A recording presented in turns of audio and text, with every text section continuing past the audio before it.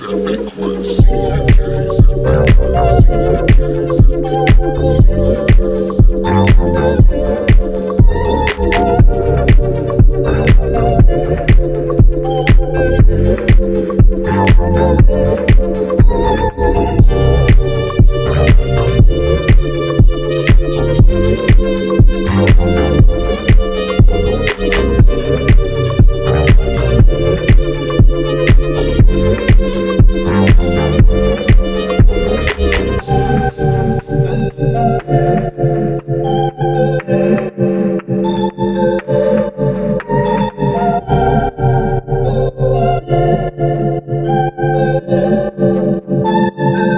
CNJ's Epic Quest. CNJ's Epic Quest. CNJ's Epic Quest. CNJ's Epic Quest. Hey everybody, welcome back to D&J's Epic Quest. Derek here with you, and as always, the one and only Justin. I had ideas for nicknames with Bug and what was the other ones? I can't remember. Hole, yeah. To Hole. So I don't know. Maybe do you think we should let? I would take either Doug or D Hole. So maybe we can let. Yeah, D Hole and Jug. Yeah, there we go. Yeah, maybe we can let the patrons vote on that, unless you want to take Jug. Nah, I don't know. I think I'll wait for an opportunity yet. All right. Well, I'll let our friends pick. I can be either Doug or D Hole. Leave a comment or something. But yeah, how's it going, man? It's going okay. I'm excited to get back into this. It's been a minute. Also excited to read on. I agree. What about you, man?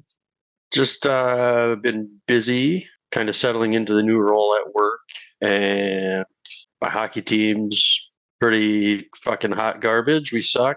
If any of you listen to, or not listen to, if anybody's watched Shorzy, he says this team will never lose again. Well, that's my team, but we will never win again. Are you just constantly tying, or what? No, we've got a couple ties, but we're just not a good team. We've won 3 games, lost a lot, and yeah. Well, there's always next year. That's right. We're used to saying that. Yeah. Maybe. Hey, you never know, right? But other than that, yeah, not too much has been up. Yeah, just trying to do some reading and chip away at this book here. So nice. What do you say? Should we get into our Patrons here? Yeah. Oh, it's me, isn't it? Yes, it is. Okay, I got to get used to that. All right. Jan the Picker, Luciana Etrigan, Ryan the Topological, Damian Facing the Rock, Nate Fiddle Me This, Shield Anvil Dylan, Calvin He Who Witnessed, Livia the Malazan Potato, Aaron Mott Irregular, Scott the Only, Graceless Passion, Dead Smell, Gestriant, My Own Genesis, Alex the High Mage, Tyler the Great Raven, The Joyful Union, Tony the Watch, Steve Bottle Kegs, The Mortal Sam, John I'd Kill the Mule, and we have a new name to add to the list. It is Talk the Middle Child. We have squared up on the Scotts. His name is Scott also, and as Scott the Only said, they are slowly going to take over. So nice. Thanks everybody, and thanks Scott for joining up here and hanging out with us. It's good to have you along. Yeah, welcome aboard. I don't know if it's a chain of dogs anymore, but we'll keep calling it that. Yeah, it's like a pack, couple packs of dogs. Yeah, for sure. Before you get into the epigraph, I have some bullshit for you. And this was kind of spawned from an email that we got that I don't think you saw, but from somebody after the Erickson interview. Oh, nice. And I'm sorry if I'm blanking. I think it was a gentleman named Brian, if I'm remembering correctly. Justin, is a hot dog a sandwich? I've heard this before.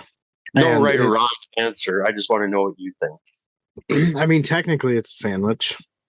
But Wrong. societally, it's not a sandwich. Damn it. You're wrecking this for me because my plan was to just hard disagree with whatever you said and just play the opposite, and now you've ruined it. Sorry, man. Well, that backfired. Hey, this is what I do, man. This is what I do. I didn't really have a good argument either way. I was gonna just be devil's advocate with whatever Huh. you said. Interesting. Well, I mean, I can edit that out and we can square away if you want. Nah, this is more fun. I don't think I can keep the straight face through it again. That's fair. All right. Okay, cool. So this is Yeah. why you got to let me know. No, Keep that no. entertainment value up. Well, this was the entertainment value. Fair enough. Chapter 3 epigraph here. We've got face the light, betrayed by the dark. Father Shadow lies bleeding, unseen and unseeing lost, until his children take the final path and in the solitude of strangers awaken once more. A Tist Edur prayer. And I actually had a thought because this seems completely contradictory to the prologue, and it seems that my theory so far might be right about that story being twisted to fit Father Shadow's narrative. I guess maybe can you explain a little further for me? Well, so Father Shadow essentially betrayed Scambandari, which is an albino Taist Andi, which is associated to the dark. But in this prologue, it's saying that face the light, betrayed by the dark, Father Shadow lies bleeding unseen and unseeing lost. But that's kind of what happened in the prologue, but with the Taist Andi albino. Okay. So that's kind of where I'm going with that, is that it seems to be contradictive to what we read. And so I guess I think there's a level of indoctrination from Father Shadow here. I keep forgetting that Scavendari is albino. Yes. That's like I would not have remembered that. It's just not, for whatever reason, it's not a detail that has stuck with me. But maybe it should. I'll try to keep that in mind.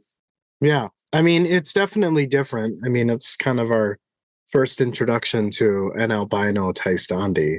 But I'm sure eventually it will just become canon, for us at least. Yeah. Probably more so you than me, because I just don't remember that type of stuff. I'll keep reminding you. It's cool. Well, that's what we're here for. All right. But yeah, we move on to the first section Sure. of chapter 3 here?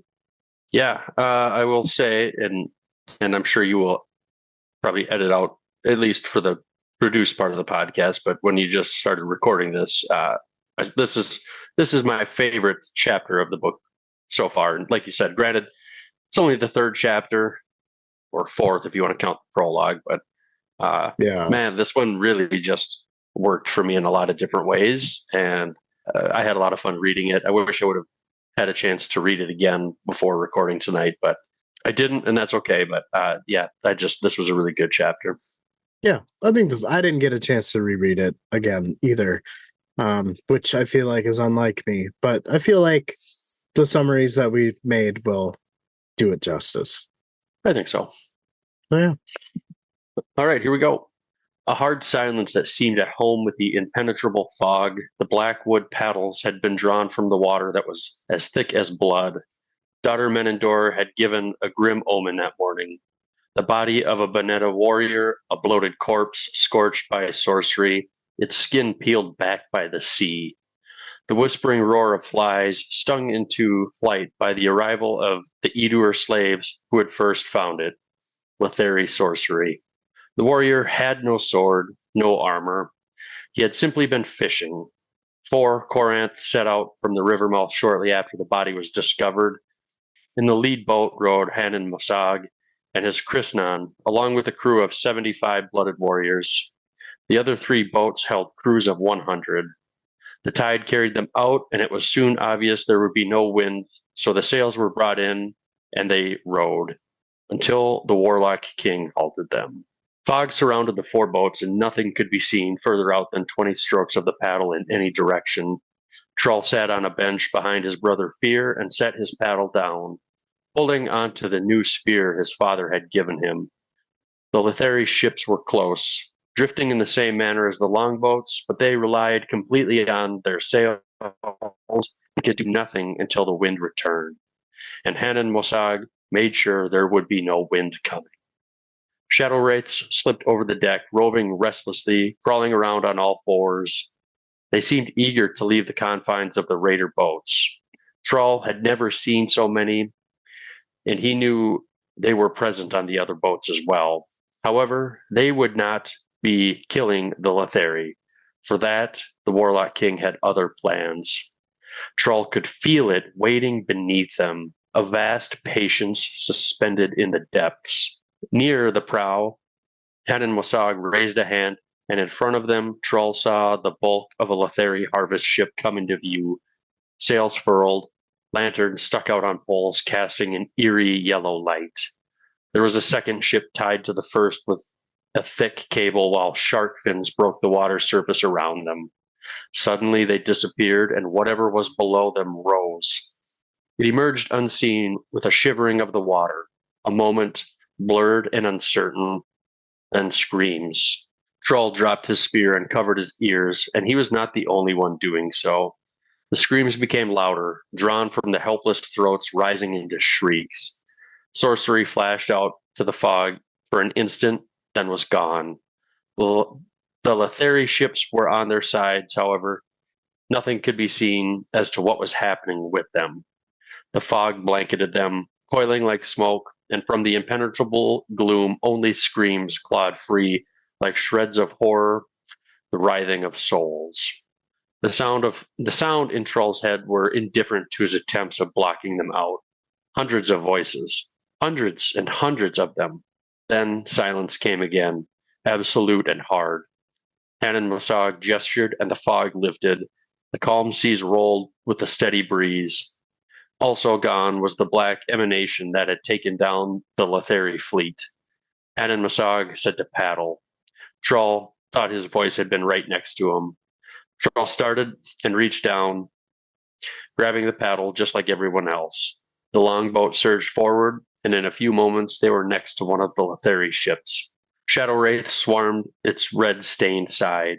Trull spoke to Fear, asking what had taken place. Trull was surprised by Fear's reaction. Fear told him it was not for them and turned back around. Trull thought on that. It wasn't meant for them? What did he mean? What isn't? Dead sharks rolled in the waves, carcasses split open as if exploded from within. Hanan said now they would return. They have witnessed, now they leave. Trull wondered what in Father Dark's name had they seen. On the Letherii ships, canvas snapped and billowed. He continued thinking to himself that the wraiths would deliver them by dusk. This was not a simple showing of power, but a challenge. A challenge that was so profound in its arrogance that it surpassed that of these Letherii hunters and their foolish, suicidal harvest of seals. This gave Trull a new thought. Who among the Letherii would then send crews of 19 ships to their deaths? And why would the crews agree to it? It was said gold was all that mattered to the Letherii, but who would seek gold when it meant certain death? They had to have known there would be no escape. Trull continued thinking. If he hadn't seen them, if he didn't pick that beach to look for his jade, he stopped this line of thought. If it wasn't him, someone else would have found them. He was being arrogant. This crime never would have went unnoticed. However, he was still confused, just like the rest of his kinsmen. Something was off with both the Letherii and them, with Hanan Mosag, their warlock king. He thought their shadows were dancing, Letherii and Edur dancing out a ritual, but they are not steps he recognizes. He asked Father Darkness for forgiveness. He was scared. 19 ships of death sailed south, while the four Corinth raiders headed east. 400 Edur warriors once more riding in hard silence. Dude, this was fucking sweet. Mm-hmm. Yes, it was. I loved the opening to this chapter. This was probably like, it just sucked me in right away. I don't know that have really seen writing like this out of Steve. The only thing that comes to mind a little bit would be like the prologue to Dead House Gates. Um, but this was just so like dark and menacing and just evil feeling to me, and I really liked it.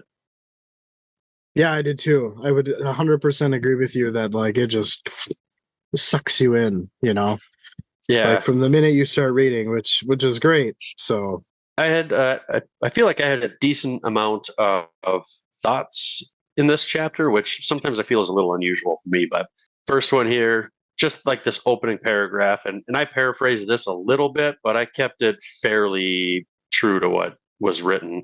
A hard silence that seemed at home with the impenetrable fog. The blackwood paddles had been drawn from the water, thick as blood. That whole paragraph, damn it, this just made me feel like I was in a horror movie, right? mhm. It, and like I said, different from anything we've read so far, with maybe a slight exception to the Dead House Gates prologue. But man, it was just such a dark setting. Like it felt like a killer is going to pop out at you anywhere. Just I don't know. Like I've not felt like this in any of the 4 previous books. I don't think, as I did in this opening section. Yeah, I would agree. It definitely feels like you're reading a horror book or watching a horror movie. Tons of mystery too, right? So yeah, it was great. I loved this chapter, and I loved how much this brings you into the chapter, right? Like this is the opening. One thing that I don't think I made note of, but I think at the end of this section, I think, and I don't think I even summarized it really, but it seems to be like daytime. But when I read this, I just felt like this is darkness. It is nighttime. But I think at the end, and maybe it's not this section. I thought it was, but maybe it's not. But we talk about like breaking through the clouds, seeing the light and stuff. It just didn't feel that way at all. No, I definitely got that impression that it was like nighttime. Gotcha. Yeah. Maybe it was in a little different spot. I don't Or like remember. dusk or something like that. Because Sure. I get the sense to the Teist Edur that dusk is like the time to play. I thought somewhere it mentions, maybe not a bright and sunny day, but Yeah. that it wasn't like the middle of the night or anything. Right. And then, we've got 4 boats here. I mean, you've got just about 400 warriors plus Hanan Masag and, these Krishnan. Like, it's a pretty formidable force to be messing around with. And they didn't even do anything. No, yeah. They paddled, What do you do? Right. Because they're just there just in case so far. But Right. Yeah. and this line, Hanan Masag made sure there would be no wind. And that made me feel like he is the baddie in the horror story right now. He's coming to get you. Yeah. He's definitely giving me the ookies, right? Like, it's interesting that he's kind of being set up to be this huge master player, right? Like, that's the sense that I get, is that throughout this chapter, it's kind of like, oh, the sorcery is not really what we would expect from someone like Hanan Mosag, right? Yeah, but he's doing it. Yeah.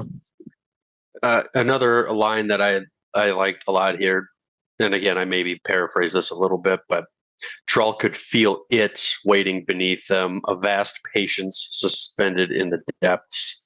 And that's just more of these horror vibes that I felt.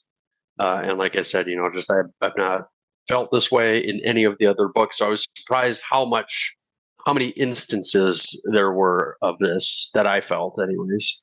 Yeah, but I mean, what do you think this thing is? Do you think it's like just a large shadow wraith? Do you think it's the shadow wraith that is guarding Hanan Masag? Or do you think it's like a conjuring of something else?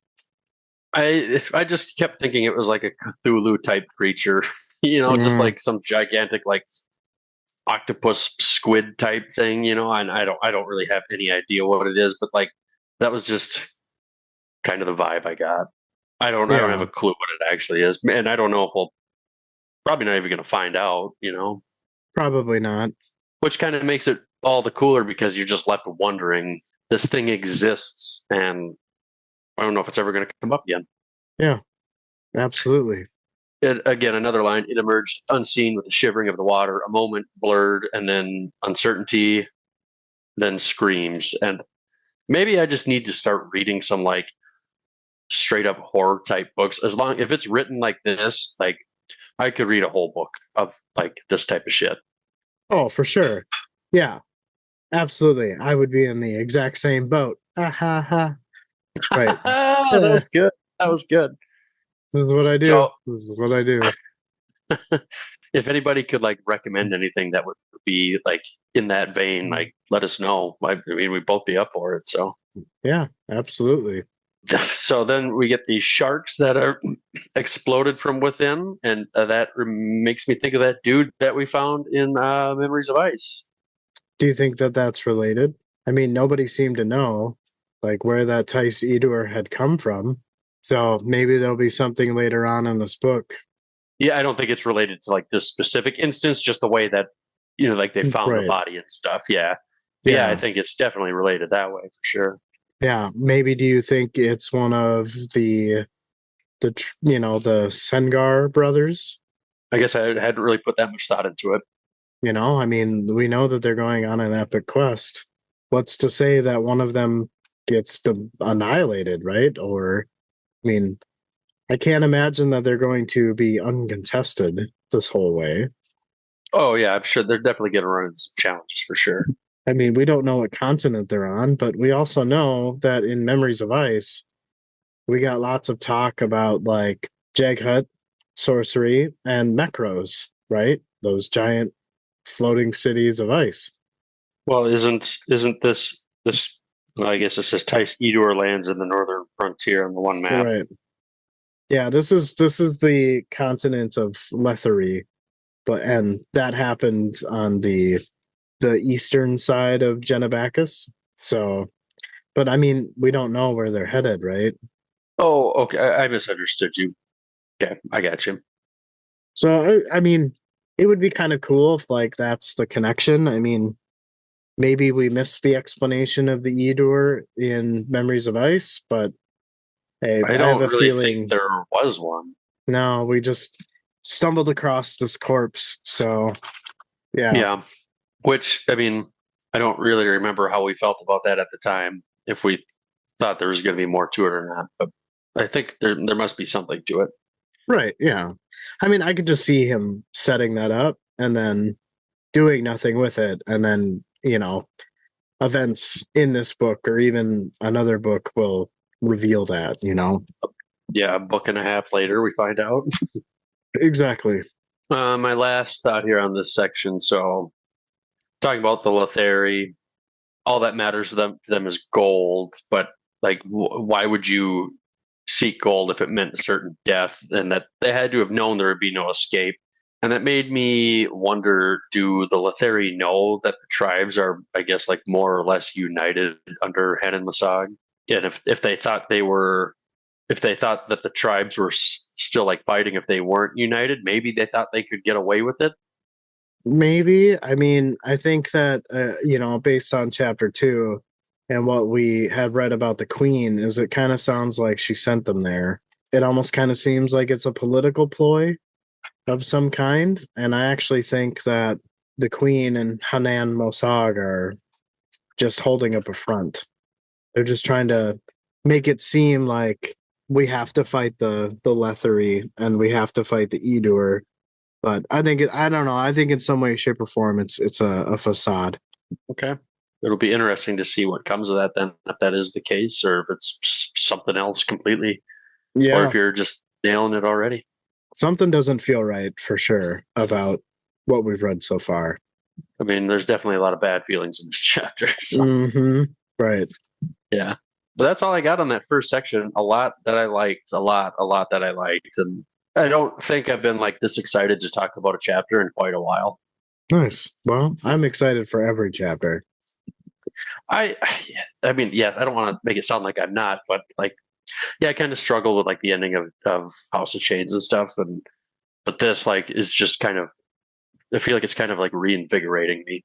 Oh, well, yeah. And I mean, that's a good thing. I mean, it's a new book. It should be reinvigorating.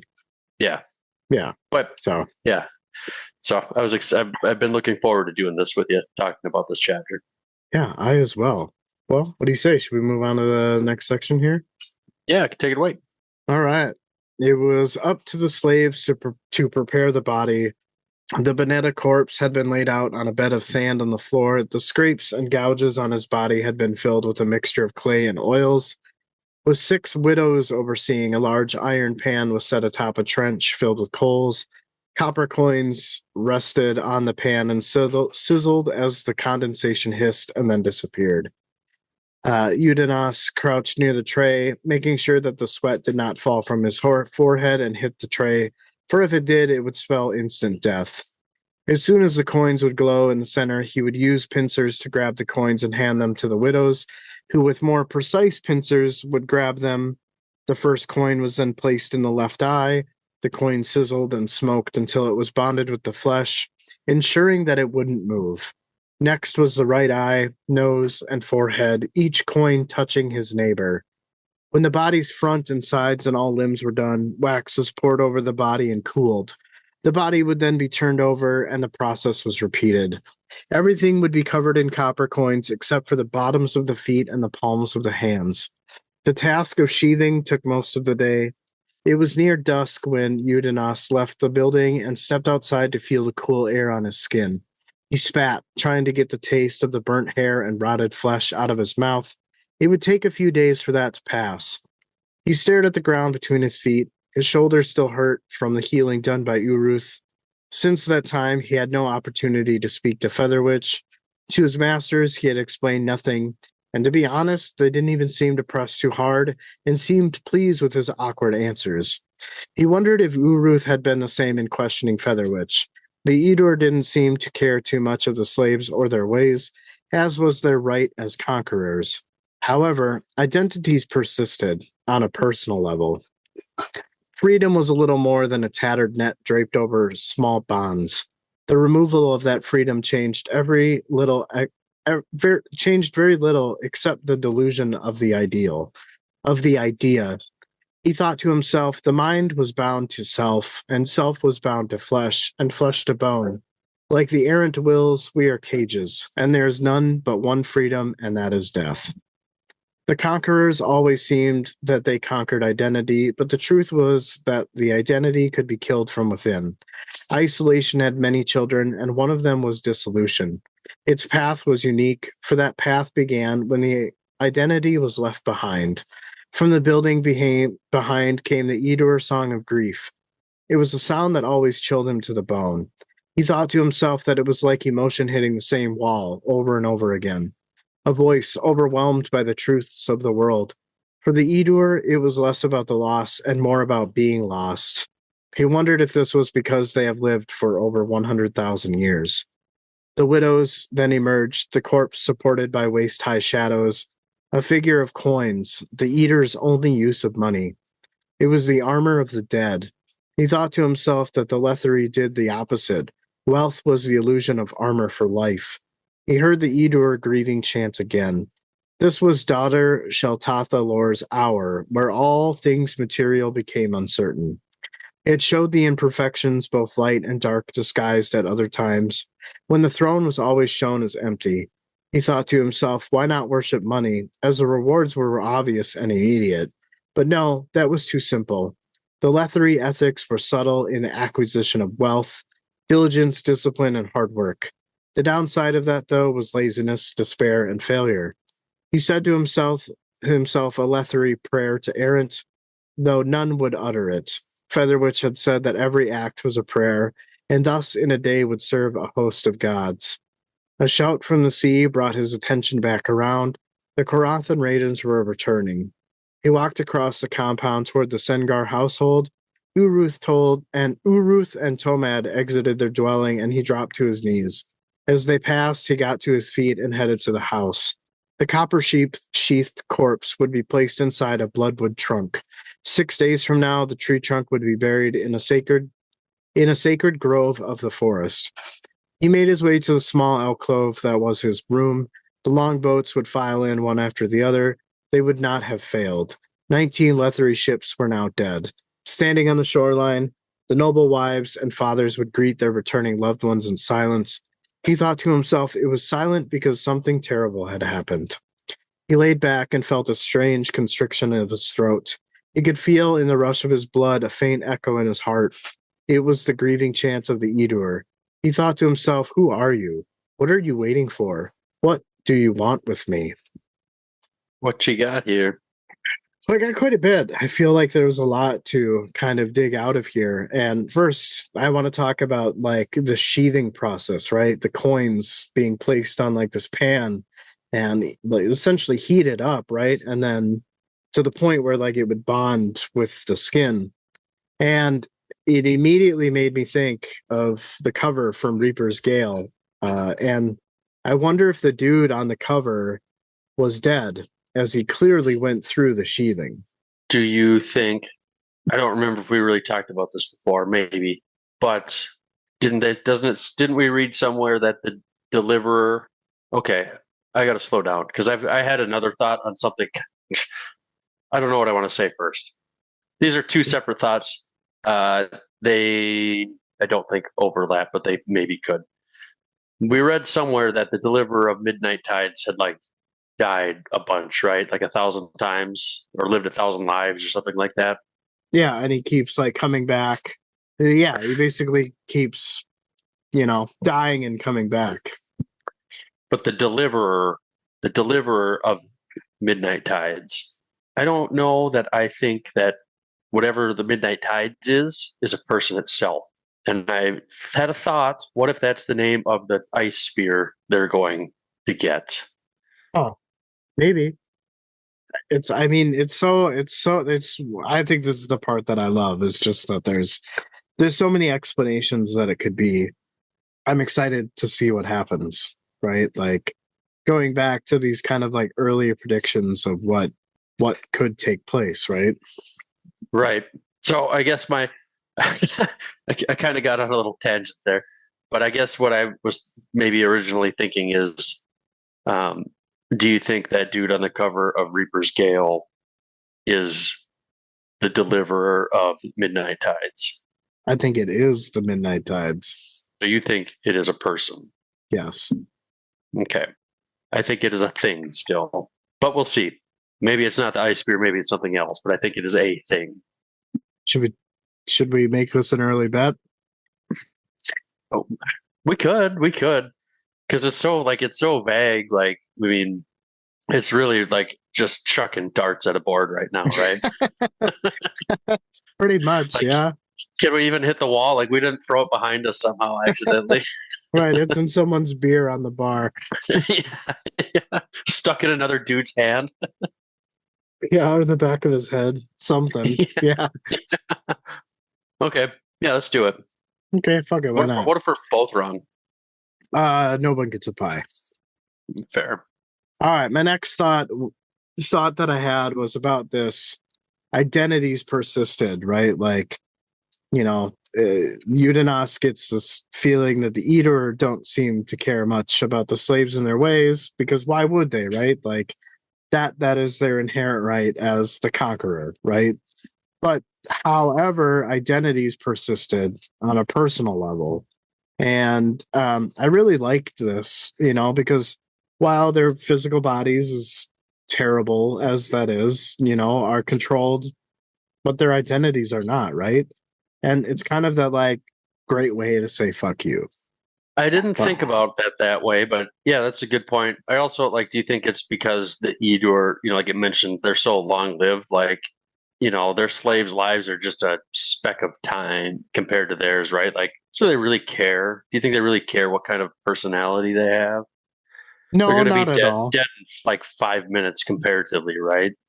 Right. Yeah, exactly. So it's one of those things where it's just really interesting. It's interesting to kind of point out, right? Like, yeah, for sure. Yeah. The next thought that I had is when he's saying, like the errant wills, we are cages and there's but one freedom, and that is death. And I kind of like how this plays back to the holds and their creation, as death essentially is a way to stop humans from progress. I don't know. It's just interesting how that ties back in. So, what if the Edur are the race, a race that existed before death could stop progress, right? And humans are unfortunately not. It's pretty deep, man. Yeah, but the Edur have lived for 100,000 years.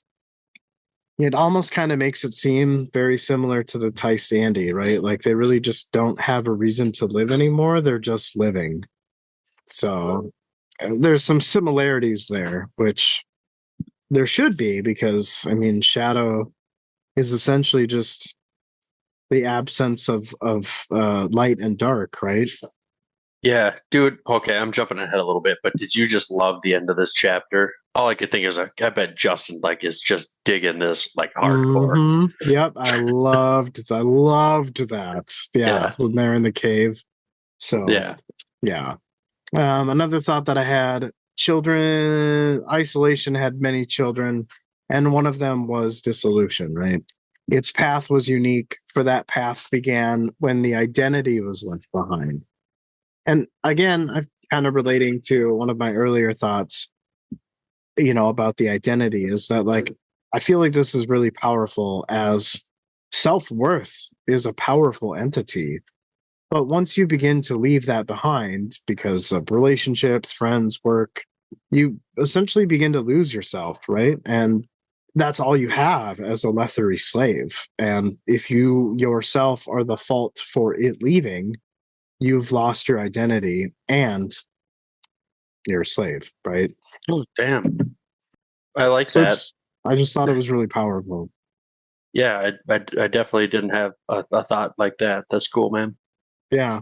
And then there's this section or this part where it says a voice overwhelmed by the truths of the world, and he's talking about this Edur chant, right? Like in his head, this song is like hitting the same wall over and over again. And within this song, this chant, it was overwhelming by the truths of the world.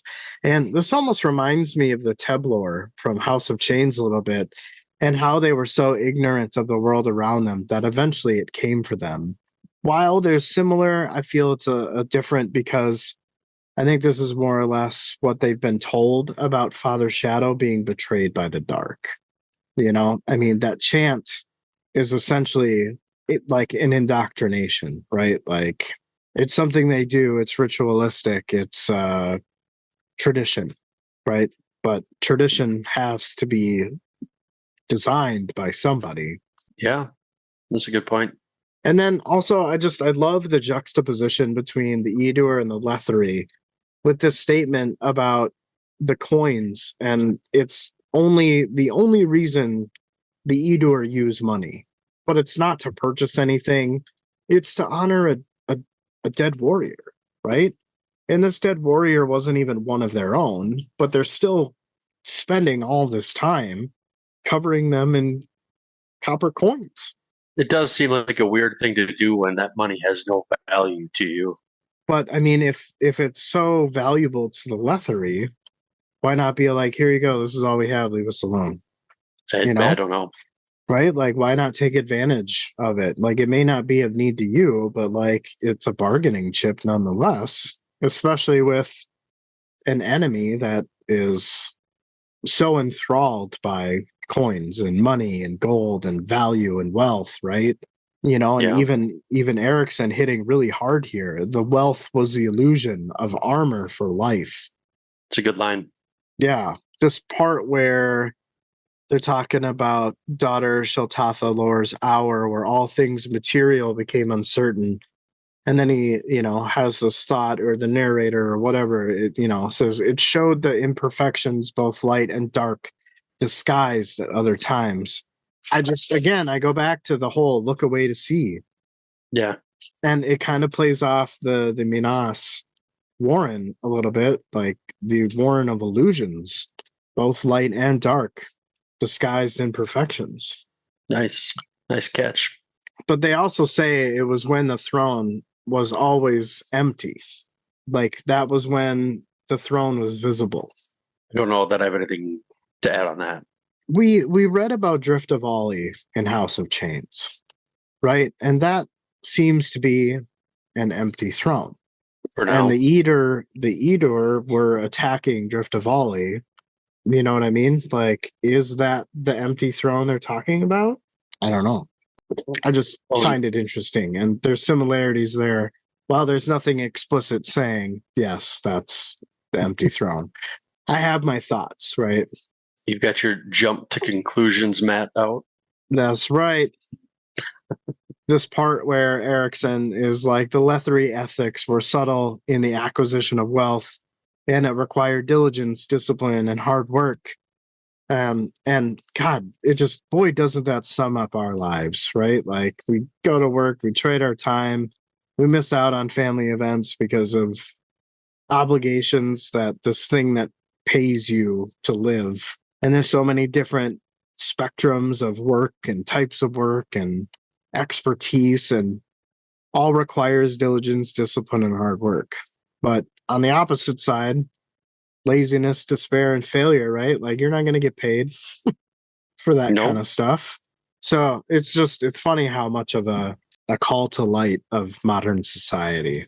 Another thought that I had was, he's talking about how he hasn't had a chance to talk to Featherwitch, but Featherwitch had said that every act was a prayer, and thus in a day would serve a host of gods. And I thought this was interesting, and what I'm surmising from it is that every good act, or every act, whether that's bad, good, negative, positive, in between, serves a host of gods. In one way or another, the way you act is an appeasement for a god or not. I thought that was an interesting bit of the section as well. All right. A couple more here for you. They talk about 6 days from now, the tree trunk would be buried in a sacred grove in the forest. And it really reminds me of the Barghast ancestors we read about in Memories of Ice. I had a similar feeling, and I was wondering if you were going to think the same thing. So I almost kind of wonder that these races that existed before death, right? Like, I mean, we got a little bit of that in House of Chains with the Erol, right? Eris, yeah. They seem to have lived outside of death, right? But have found themselves mostly extinct. It's one of those things where my mind just immediately goes to, obviously there's not interbreeding, but more or less like other cultures breeding with each other. And I'm wondering if like the Teblor, the Fen, the Barghast are all kind of relatives or descendants of these breeding practices, right? Yeah, could be very well. And then this last part where he's like, he's feeling this echo in his heart, and he thought to himself, who are you? What are you waiting for? What do you want with me? I mean, I know that there's some things later on that are revealed within the chapter, and I'm kind of wondering if that's what this is alluding to, or if it's something different. I was gonna say, I'm not sure if I just misread something. At one point, somewhere in this chapter, I felt like it was suggested that Udinus has two hearts. Yes. Okay, so I'm not crazy. You picked up that too. Yes. So as you were reading that back, it kind of struck me. It was only talking about one here, or that's how I felt. And I was like, it made me question, did I read that right? Yeah. I mean, I guess those were all my thoughts about that section. It was lovely, right? Like, I just loved the sheathing process. So I hope we get more. That's all I can what do you say. think? What do you think about like if his sweat like dripped on a coin? Why do you think that's like a death sentence? Because it's like a sign of disrespect because he's a slave. Okay, that makes sense. I didn't know if it was like, oh, like you're our slave now and you can't have anything to do with money type deal or something. But I think yours makes more sense. Yeah, for sure. All right, section 3. Troll climbed onto the landing, spear in his hand, as the shaft made a few sparks as it struck the rock.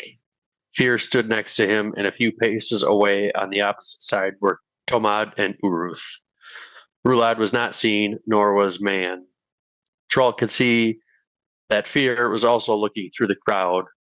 He didn't change the look on his face and moved towards his father. Tomad said Man was in the forest with the other maidens collecting Morak, and Theratus, Midik, and Rulad are watching over them. Uruth looked into Fear's eyes. The look on her face asked the question, what did he do? Fear only shook his head, and Troll spoke, saying they died without honor. They could not see what killed them, but whatever it was monstrous. Tamad asked about the harvest. Troll said the same creature had taken it. Uruth was angry and said this was not a full unveiling, it was a demonic summoning. Troll said he didn't understand, as there were shadows. Fear jumped in and said there was a darkness from the depths. Their mother crossed her arms and looked away. Troll had never seen her in a mood like this before, and he was growing uneasy as well. He knew 3/5 of all the Tais Edur could use sorcery.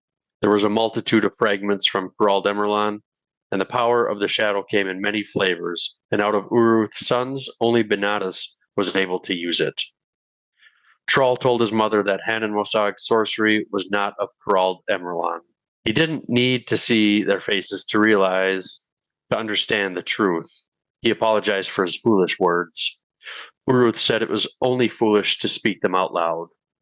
She told Fear to take Troll and Rulad to the stone bowl. Tomad said to stop this now. He told Fear and Troll to get back to the house and wait for him there. Uruth needed to take care of what the widows needed. A fallen warrior faces his first dusk among kin. Preparations must be taken care of. Troll thought she was going to object, but she nodded and walked off. Fear walked with Troll and said these were awkward times. Fear asked him if there was a reason he stood between Rulad and Man. He was surprised by the question and couldn't deflect it. Fear continued asking when he stood between them, who did he face? He apologized to Fear and said the question was unexpected, but his answer was this. He didn't know, but his strutting irritated him. Fear didn't respond. When they came to the doorway, Troll asked Fear what the stone bowl was. He had never heard of it. Fear said it didn't matter and walked inside. Troll remained in the doorway and ran a hand through his hair and looked back across the yard. The welcoming committee was gone, as were the returning warriors. Hanan and his Krishnan were not anywhere he could see them. Only Tamad was left. He wondered if they were so different from everyone else. He thought yes. The Warlock King had asked Tomad's sons to pursue a vision. He made them his servants, but was he the master? I only had, I think, 2 thoughts here, but my first one, Troll kind of gets jumped with this question about, like, why are you so worried about Rulad and Man? And he's like, well, shit. And he doesn't have time to, like, deflect the question. And he's just like, I don't know who I'm facing. And that sounds like a Troll answer, but I think it's an honest answer. It makes sense, I think, for Troll. Yeah, and I like how just like his strutting irritates me, like He just doesn't like the cockiness. right. Thinks that there maybe should be a little bit more humbleness from his brother. I don't know. I just get this feeling that like Rulad is being set up, not like somebody is setting him up, but like Erickson is setting him up to be the bad guy. So I can almost see him being the one that shorns Troll on the beach of the prologue of House of Chains. Damn. Yeah. I almost feel like it would be worse if it was Fear who did it, because they seem to be fairly close. Yeah. I don't know. I'm not sure. So I guess we'll see what happens, but I think that it's definitely going to be someone close to him. I mean, I've also thought of Hanan Mosag as well, but I mean, I feel like that wouldn't hit as hard. Yeah. So, maybe his father? I don't know. Maybe. Yeah. It'll be interesting. I'm like really excited because again, I feel like the ending of this book is going to kind of maybe explain the flooding of this world, right? which, That as would we be know, Karza was in, the Solanda was in. that would be cool. This we get. I think this is the first mention of the stone bowl, and I know it comes up later, but like at this time, it's really kind of hard to understand what the heck that is. Part of me just thinks of Wheel of Time, but Yeah. Any thoughts about this? The Warlock King had asked Tomad's sons to pursue a vision, right? And he had made them his servants. But was he the master? Do you have any thoughts on that? just that the only thing I can only think is that Hanan Masag isn't, the player he thinks he is. Well, what do we know from House of Chains about the Edur? Not sure what you're looking for here. Well, they teamed up with who? I don't remember right now. Well, they teamed up with the Seven Faces in the Rock. Oh, the Seven Imus. Yeah. And then they teamed up with, it was insinuated that they were working with the Crippled God. So I think this question about, but is he the master? No, he's not. He's teamed up with the Crippled God and therefore has all of these like extra powers, which have been insinuated a few times already in this book. That like people don't understand where he's gotten these powers, right? So Okay. yeah. We'll have to see if that continues to be a thing. I think you could be right on that. Yeah, that's what I'm going to go with. Based on just, again, the recollection that I have from House of Chains in these particular parts. So, yeah, I'm wondering if the Warren or the Nascent that was flooded, if there will be some answers there as to what that is or where that is. Maybe it's Letherii, right? Maybe Letherii was flooded. Well, I think Letherii is like, it'd be like American, like I'm an American, I'm a Letherii or whatever. Yeah, But I know what you're saying. for sure. One thing I didn't make a point of, but just as I was reading it back, I like this line: "A fallen warrior faces his first dusk among kin." I just thought that was a cool line. Anything else to it? Just thought it was cool. I'm sure there's something more to it. I mean, his first. I don't know. I feel like you might have something. The only thing that I can really surmise is that he's a Tysteed, or dusk is kind of that waning of light, but pure darkness is not upon you. You know what I mean? So like it's just kind of tying the Warren to the person, if that makes sense. Sure. I don't have anything else here. Anything else you want to hit on?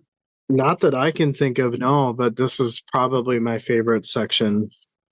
This one was in this chapter for sure. Really? Oh, Yeah, that surprises me a little bit. I mean, the Stone Bowl is close, but I like this one a little bit more. Really? Yeah, and you might get the sense from some of the comments that I've made, and maybe that will help elevate it or make it a close second for you. Or are you saying your next section 4, is your favorite? Yeah. Oh, okay. I thought you meant the section 3 here. Okay. No. Okay, gotcha. I mean, don't get me wrong. I loved it, but like, no. Man, I don't know. The first section for me was just. I think that's the best one. I would say that's third. Yeah. Okay, I'll hear you out. I'll hear you out. I'm not gonna. Yeah, I mean, it's not set in stone. All right. Well, here we go. Section 4. In his dream, Udanos found himself kneeling in ash and was cut and bleeding. The ash seemingly attracted to his wounds. The tightness in his throat made him gasp for breath. He scrambled to his feet and stood wavering. A storm of fire roared and raced in on all sides. He screamed and found himself on his knees once more. He then only heard his breathing and looked up again. The storm was gone. He saw figures walking on the plain. Weapons had impaled them. Limbs hung from shreds of tendon and muscle. Eyes sightless and expressions twisted with fearful recognition. Faces that saw their own death. Blind to his presence as they marched past. He felt an extreme sense of loss, grief, and whispers of betrayal. The words were not his. The thoughts were another's thought in his own voice. He heard inside his head that someone will pay for this. A dead warrior walked close, and then a flash of motion. Udanos was hit over the head, blood spraying as he fell on the gray ash. He felt fingers grab his ankle, and he was being dragged. He thought to himself, where were they going? The undead creature responded and said that the lady was harsh. He wondered at this and asked if they would meet her at the journey's end. The undead warrior said that the lady was not one who waits. He twisted around to see the furrow his dragging body had left and saw blood welling from the gouge his body had left.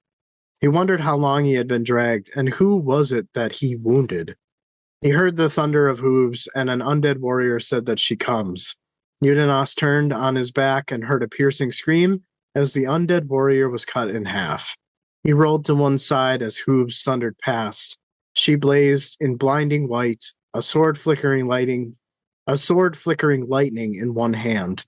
In the other hand was an axe that dripped something in its wake. The horse was nothing but bones bound by fire. The skeletal horse wheeled around, and he saw that her face was covered in a mask made of gold.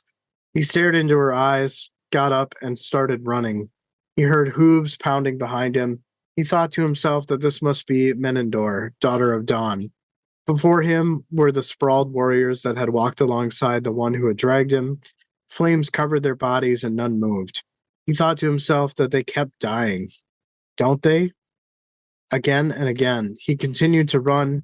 He was then struck in his shoulder from the horse running past him. He tumbled and rolled. His eyes stared up and a boot settled on his chest, pinning him down. Menendor said that the blood of the Letherii weevil was in the body of a slave, her voice like a hissing of snakes. She asked which heart his heart would ride. He could not breathe, and he clawed at the boot, crushing his chest. He said that he rides which he always rides. She called him a coward for this answer, but allowed him to reconsider. He could taste blood in his mouth, but answered that he rode the heart of the weevil. He felt the boot slip to one side, and her hand reached down and grabbed the rope around his waist that functioned for a belt. He was lifted in the air, lifted until his hips pushed up against the inside of her thighs. He felt his shirt being pulled up and his loincloth being removed. Cold iron fingers clamped around him, and he groaned, and he was pushed inside. Fire in his blood, agony in his hips and lower back, as with one hand she drove him up again and again until he spasmed. He was released, and he thumped back down on the ground. He didn't hear her walk away. He actually heard nothing but the two hearts hammering inside his chest. After some time, someone settled down beside him. He heard in his mind, "Someone will pay," and then almost laughed. Featherwitch placed a hand on him, and she asked what this place was. He stared up at her frightened face and said that he didn't know, but said she should see what the tiles say. She tells him that she doesn't have the tiles. Udanos tells her to think of them, to conjure them here. She asked what he knew about such things. He slowly got up. The pain was gone. No mark determining that he had been hurt. He dragged his shirt over his crotch and replied that he knew nothing. She responded that they didn't need divination to know what had just happened. His smile was bitter, and he said that the Eater's most feared daughter, Menendor, was just here. Featherwitch said that the Letherii were not visited by the Eater gods. He looked away and said that he was, and he had been used. Featherwitch rose and said that the weevil blood had poisoned him with visions, dreams that you are more than the man everyone else sees. He tells her to look at the bodies around them. As Menendor cut them down, she said that they were long dead. Udanos said yes, but they were walking and showed her the track he had been drugged down. Featherwitch was not looking, though. Her gaze was fixated on him. She said that this was a world of his own creation, and his mind had made false visions. He tells her to cast her tiles. She replied that she wouldn't, as this was a dead place. Udanos said that the weevil blood is alive, and it binds them to the Teist Eater. She replied that this was impossible, as the weevil belonged to the Eliant. The dragons do not control them. They are of the hold, but are feral. Udanos reveals that he had seen a white crow on a strand, and that was what he was coming to her to say, hoping to reach her before casting the tiles. He had sought to banish it, but only heard laughter in return. He explains that when Featherwitch was attacked, he thought it was a white crow. He asked if she doesn't see. White, the face of Menendor, of dawn. That was the Fulcra. That was what the Fulcra was trying to show them. Featherwitch said that she wouldn't believe this madness. Udina said that she had asked him to lie to Uruth and the other Edur. She said that now the Weevil had taken him and soon will kill him, and even the Edur can do nothing. As soon as the Edur realize that he is poisoned, they will cut out his heart. He asked her if she feared that he would become a Weevil. Is that to be his fate? She shook her head no and said that this was not the kiss of a soul taken, but rather a disease that attacks the brain. He asked if she was truly present here in his dream, and with that question, she became translucent and disappeared. He was alone once more. He thought to himself if he would ever awaken. Motion in the sky to his right drew him around. Dragons, a score of the creatures riding distant currents just above the horizon, and around them swarmed Weevil, just like gnats. Udina suddenly understood something. He thought to himself that they are going to war. I for sure thought you were going to say Gnats. Gnats. I think you did that one other time. I think. Probably. I was expecting it. Well, I'm sorry to let you down again. You did. That's fuck. okay. I'll get over it. That's twice, man. What do you mean twice? Your bullshit you had for me. I let you down there too. Yeah. I was already over. See, I forgot about it. I was already over. Yeah. Tis what it is. This part where he sees the figures on the horizon, limbs are hanging from shreds of tendon and muscle, eyes sightless and expressions twisted with fearful recognition. And obviously these guys are impaled, right? I go, sightless, fire, limbs hanging down, and this seems to me that these are a mass. I would agree. But maybe that's the point he wants you to think, though? What else would they be? I don't know. Something we haven't met yet, but I don't think that's the case. I do think that this is a mass. I think we just got to take the obvious answer here. But they talk about, this like voice that he's hearing inside of his head that's not his, but it's his voice. It's not his thoughts, but it's in his voice. And it says that someone will pay, a sense of loss, grief, and whispers of betrayal. And I'm almost kind of wondering, do you think these figures are the faces in the rock? I have no idea, and I did not even think of that as a possibility. I'm not sure.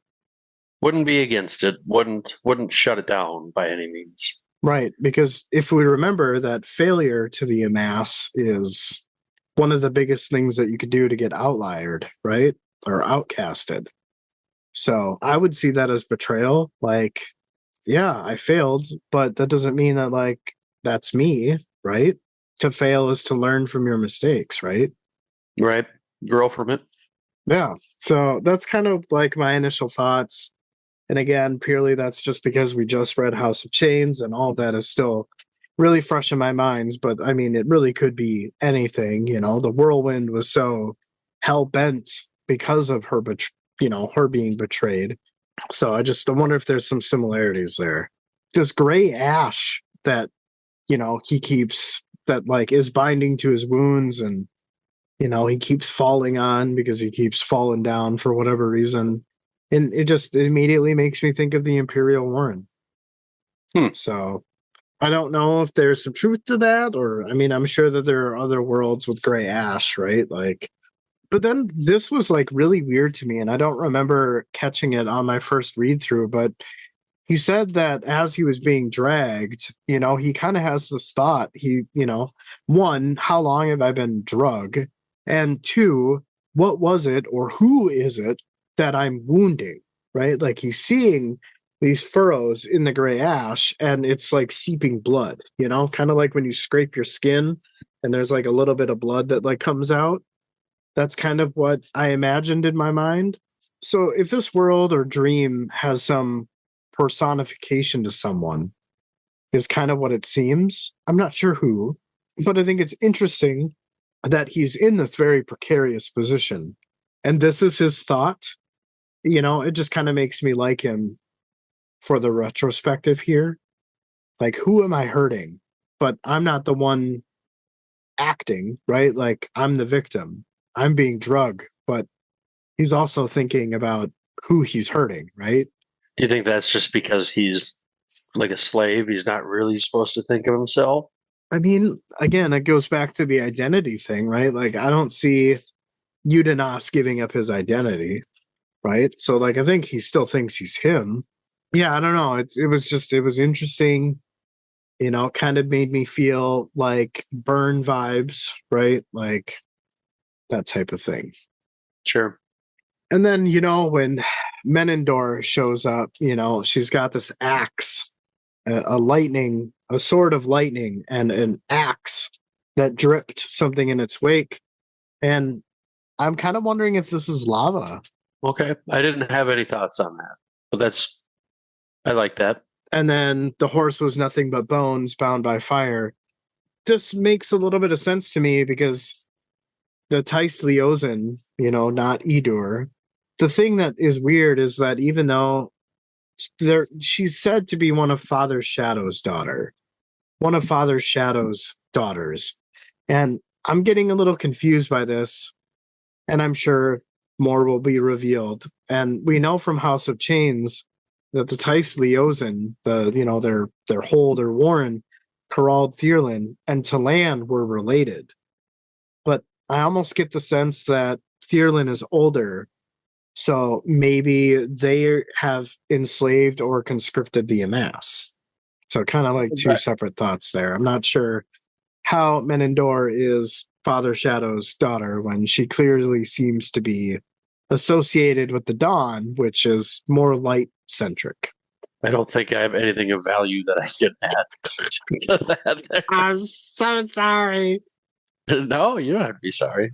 But it seems like, based on her description, like the gold mask, the lightning, the lava axe, if that's what it ends up being, it just, those attributes seem to be more associated with Thierlin than they do Emerlon.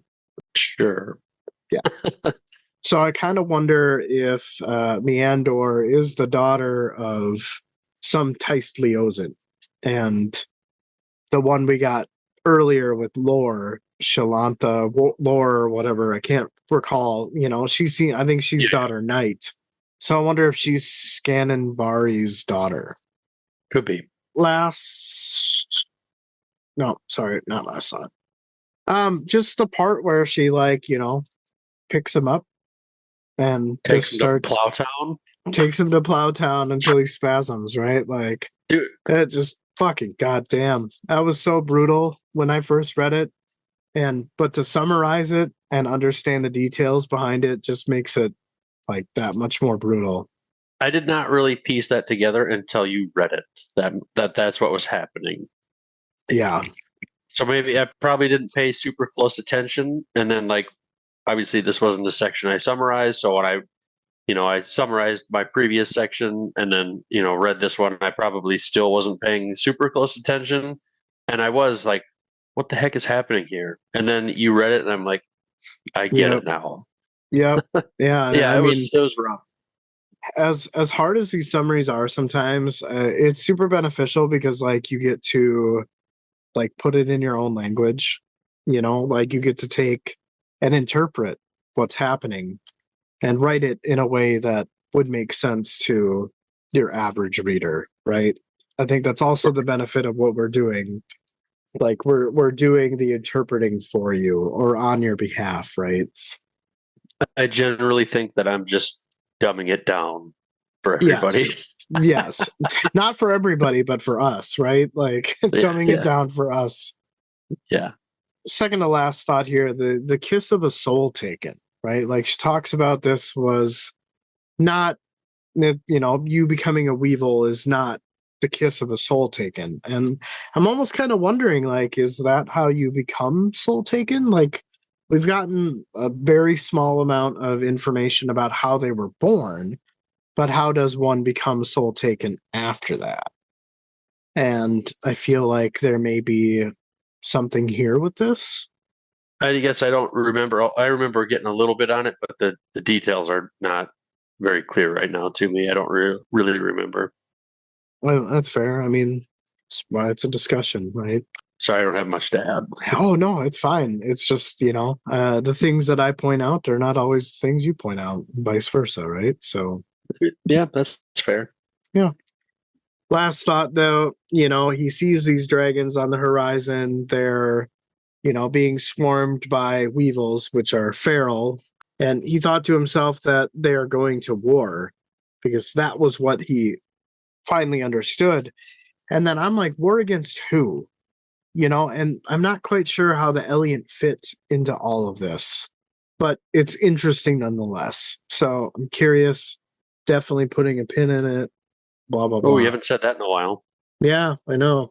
And by Elliot, you mean dragons, correct? Yes. Yes. Okay. Just making sure we're aligning there. For sure. Yeah, I don't know either. I don't know who. I'm not sure.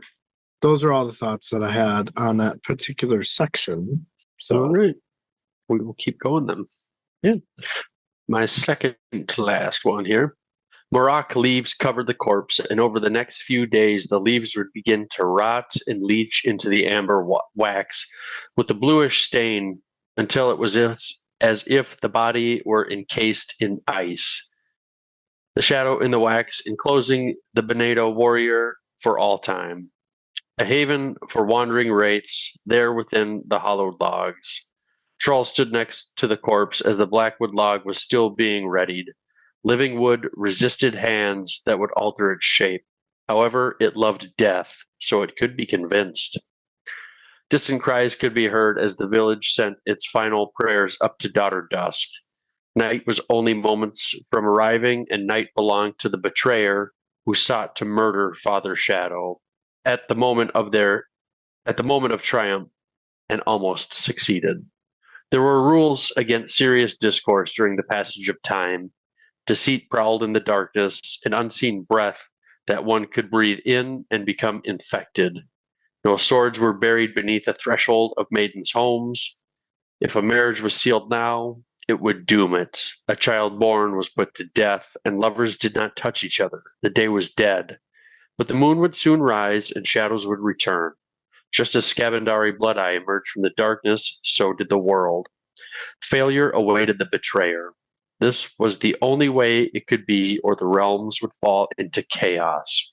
Troll looked down at the leaves that covered the corpse. He had volunteered for first watch, as no Edur corpse was ever left unattended while darkness was around. A corpse could do as much damage as someone who was alive. It had no need for a voice of its own, as others were willing to speak for it or even draw a blade. Hanan Mosag said it was the greatest flaw among the Edur.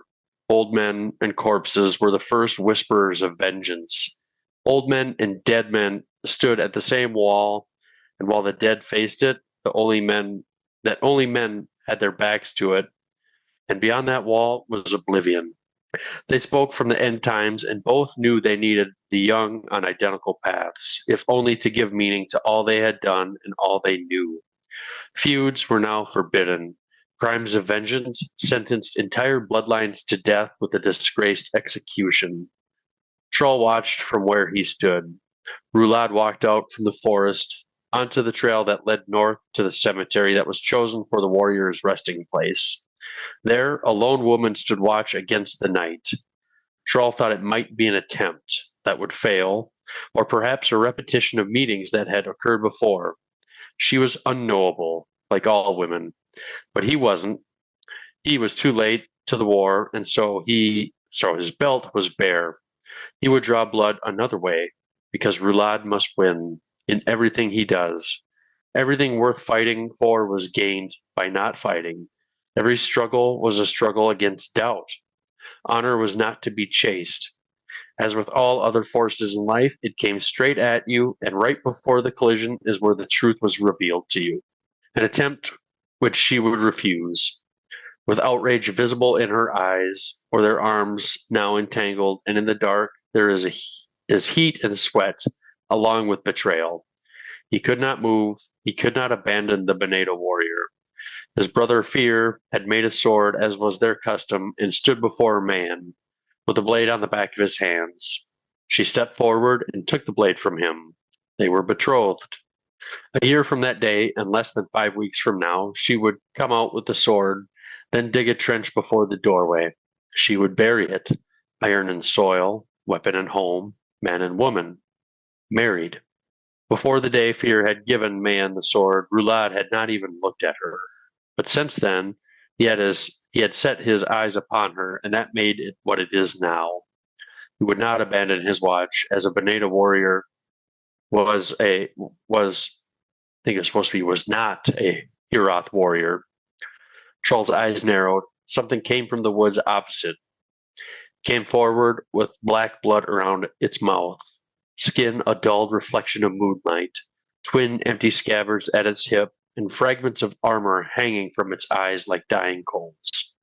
It spoke the language of the night, close to the Edur language, and asked what was here. Troll gripped his spear and though trembling, told the figure it was not for him. The figure asked Troll if he knew who it was. Troll said the betrayer. It grinned back. Troll told him to get lost or he would sound the alarm.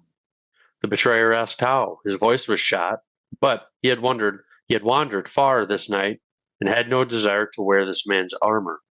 He told Troll to step back if he wanted to keep breathing. Troll held his ground. The betrayer said cowardice was never one of the Edur's flaws, so he could have it his way. It turned and walked to the edge of the forest. Troll called for him to wait. The betrayer stopped and turned. Troll said this had never happened before. The vigil. He was cut off. The betrayer said contested only by hungry earth spirits, or, even more pathetic, by the uprooted spirits of the Blackwood sinking into the flesh. To do what? Nothing. Just as they did in life. There are plenty of forces in this world, and most of them are weak. Troll said Father Shadow imprisoned him. The betrayer said he still was, except for when he dreams. Mother Dark's reluctant gift to him, a reminder that she does not forget, and that neither should he. Troll said this was not a dream. The betrayer said they were shattered long ago. Fragments scattered over a battlefield long ago. Why would anyone want them? They could never be put back together. Each is folded in on themselves, and now he wondered what he would do with them. The betrayer walked into the forest and was gone. Troll could only think this was not a dream. This is a pretty cool section too. I don't know how much of this one I fully understood, but I like this section too. Yeah. Just starting from the top here, they talk about a haven for wandering wraiths there within the hollowed logs, and it's just more of this writing that I really liked in this chapter. Another example of that. Yeah. I like this is the section where they kind of compared this to ice, right? How do you mean? Well, I feel like, here, let me see if I can find it. I feel like they talked about how it was similar to like wraiths trapped in ice. Oh, encased in ice? The body encased in ice? Yeah. Yeah, as if a wax of bluish stain until the coin sheath body beneath became a blurred shape, as if encased in ice. I think that's an interesting call out, because what did we talk about in the prologue episode? Dude, I don't remember. I mean, Gothos, right? Like, he was there, he witnessed Oh, yeah. what happened to Stanbari, right? And then Mael wanted him to freeze everything. I remember that now that you mention it. That's more or less my curiosity. Another cool line here: living wood resisted hands that would alter its shape. However, it loved death, so it could be convinced. Just another really cool line and a neat detail. I like that. I do too. That was nice. I don't know. I mean, it sounds kind of gnarly. It does sound gnarly. And then we get kind of some lore here with the Edur. So, like, feuds are forbidden, and I guess if you just say, I don't care, feuds are forbidden, your whole family's dead. Like, they just sentenced the entire bloodline with a disgraced execution. It's pretty hardcore. It is hardcore. But just like this history, like, there's probably you probably don't need to like write that into the story, but you did, or Steve did, and it just makes it that much cooler. Right. And I think, go ahead. Oh, I was just gonna say, I don't know if you were done with that comment, but between this comment and your next one, this is why I think that everything happens at dusk. But also, this could still be the same day. But Udanas is dreaming, right? So I get the sense that it is night. Didn't he get knocked out? That was in his dream. Oh, so we got some Yeah. Inception level stuff going on here. Right. So I think that what because they talk about night being deceitful, right? Like, and even husband and wife are not to lay with each other at night, right? Like, they're not supposed to do anything during the night but sleep, right? So that's kind of where it makes me think that I don't think that Hanan Mosag would do that at night, would attack the Letherii ships. Maybe it could have been early morning too. I don't know. Sure. Just all that, like all that stuff before, just like the way it was written, it felt like a dark time of the day to me. Yeah. I mean, I could be wrong. I could be right. You could be right. You could be wrong. I don't know. But yeah, I'm not hung up on it. no. But I think it's interesting that like the Eater culture, right? Like they won't do anything at night because of the betrayer, which is interesting because everything that they know about the betrayer and what happened is wrong. Maybe that's where I've had some confusion because the betrayer is Scabandari, correct? Correct. Yeah, because the Eador think that he killed Father Shadow or he imprisoned Father Shadow. Which would be Silchess, correct? Yes. Okay. I think I've had some like doubts on that. And so I've been confused a little bit. So Yeah, their names starting with S confuse me too. But Silchus Ruin is definitely, the albino Tystandy. Silchess is. Yeah. Okay, so opposite from what we talked about at the beginning of this. Yes, sorry. This is why I get confused, Justin. I don't mean to. No, I know you don't. I know you don't. But I was like wondering. I'm like, okay, so like, is what we saw in the prologue, was that like a bad version of like the history, like somebody's perspective that wasn't right or something like that? I was like, I wasn't sure what was up. No, I think the prologue is the correct form of events. I think we're just getting the names mixed up. Sure, gotcha. Okay.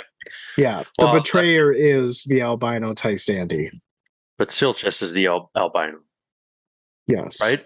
Yes. But he's the then. No, I thought Scabin. Why is he?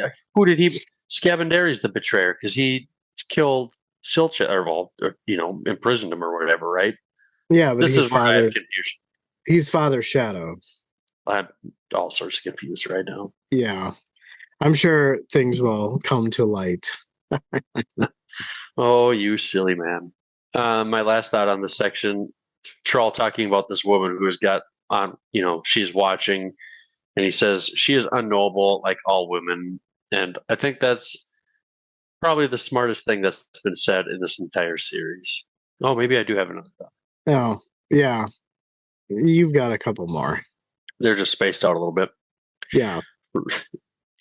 Hey, we get a little bit more of this backstory with Rulad and Mayan, and I guess Fear too. From this description, it appears that Rulad didn't have any interest in Mayan until she was engaged. Rulad, he's just kind of a jealous boy, I guess. I don't know if it's jealous, but more like trophy, right? Like you can't have what you don't want or whatever the fuck that is. So when she's Right. single, he probably felt like he could get her, right? But now that he can't have her, he wants her. I mean, that sounds like jealousy to me. Oh, well, I feel like it's a game, kind of taking into account who Rulad is, right? Like he doesn't seem to have an air of humbleness to him. Yeah, you're So right. This thought we kind of already talked about here. So, talking about the shattered fragments of Geralt Emerlon all over the battlefield, and this, it's Troll's thinking like, well, who would want them? They can never be put back together. Each is folded in on themselves. Do you think that's true? Do you think they can't be put back together? I mean, I guess I'd like to associate it to when you crumple a piece of paper, right? Like, and then you uncrumple it. It may be put together, but there's still damage. Sure. Yeah. I was thinking more along the lines of a mirror. I mean, it's kind of same idea as you. I mean, and the Edur have plenty of time. It wouldn't be perfect, but you could piece it back together maybe. Right. Yeah. I mean, I don't I know. don't know. I don't know at this point. Like, part of me wants to say yes, but then a part of me wants to say no because so many different factions, right? I mean, we know that Kellenved and Dancer have occupied a fragment of Corralled Emerlon. Are they just going to give that up? Probably kind of doubt it. Right. So, I mean, maybe that's why the Eater are after the throne. I don't really know where I sit on. I was just curious what you thought. Yeah. No, that's fair. That's all I've got here. All right. Well, we'll move on to my last section here then. Udenas opened his eyes, and the moment he did, the smell of the corpse hit his nose. He remained motionless beneath his blanket. He wondered if it was near dawn. He could hear nothing, but that didn't tell him anything. He had nets to repair in the coming day and rope strands to weave. He thought to himself that it must be truth in madness to list the mundane tasks ahead as proof of sanity. The blood of the weevil was neither hot nor cold, and he felt no rage. He actually felt no different in his body. He thought to himself that the clear blood of his thoughts were stained indeed. This was the path he would stay on until the moment comes. He lifted the blankets and got up. Time to mend the nets and weave the strands. He thought to himself that he would dig the hole for the Banata warrior, who would have just opened his eyes, as if he had any, and seen not the black of the coins, nor the Morok leaves or blue wax, but instead the face of something else. Weevil circled the dragons in flight. He had witnessed that. He thought that he now knew where he was when he arrived. When is an answer to the night is yet a howl. The call to chase by darkness itself. Udenas realized that he was amongst the enemy, not as a Letherii slave, for that was nothing compared to the peril his new blood felt. Here in the heart of the Edur and Corralled Emerlon, he told himself that Feather Witch would have done better, but Mother Dark moves unseen even in things such as these. He made his way into the chamber and was met by Uruth. She said that these were the hours to wander. He saw that she was trembling. Udenas kneeled, putting his head to the floor. She told him to prepare the cloaks for her sons and to be ready by the moon's rise. He rose, being stopped by her outstretched hand. She told him to tell nobody and that he would do this alone, and he nodded. A little bit of a shorter section here. This part where he's talking about the Banata warrior, who would have just opened his eyes if he had any, seen the black of the coins or the Morok leaves or blue wax, but seen instead the face of something else. And I'm like, okay, well, what face is he seeing? Hood? I don't know. It was interesting, but I don't know what to make of it. I do not either. The last thing, the call to chase by darkness itself, and Weevil is to Hound as Hound is to darkness. And then is this linking darkness and dragons? I mean, we know that Animander Rake is a combination of Taistandi and Star and Dragon, right? I'm wondering if this is what war they're coming to is.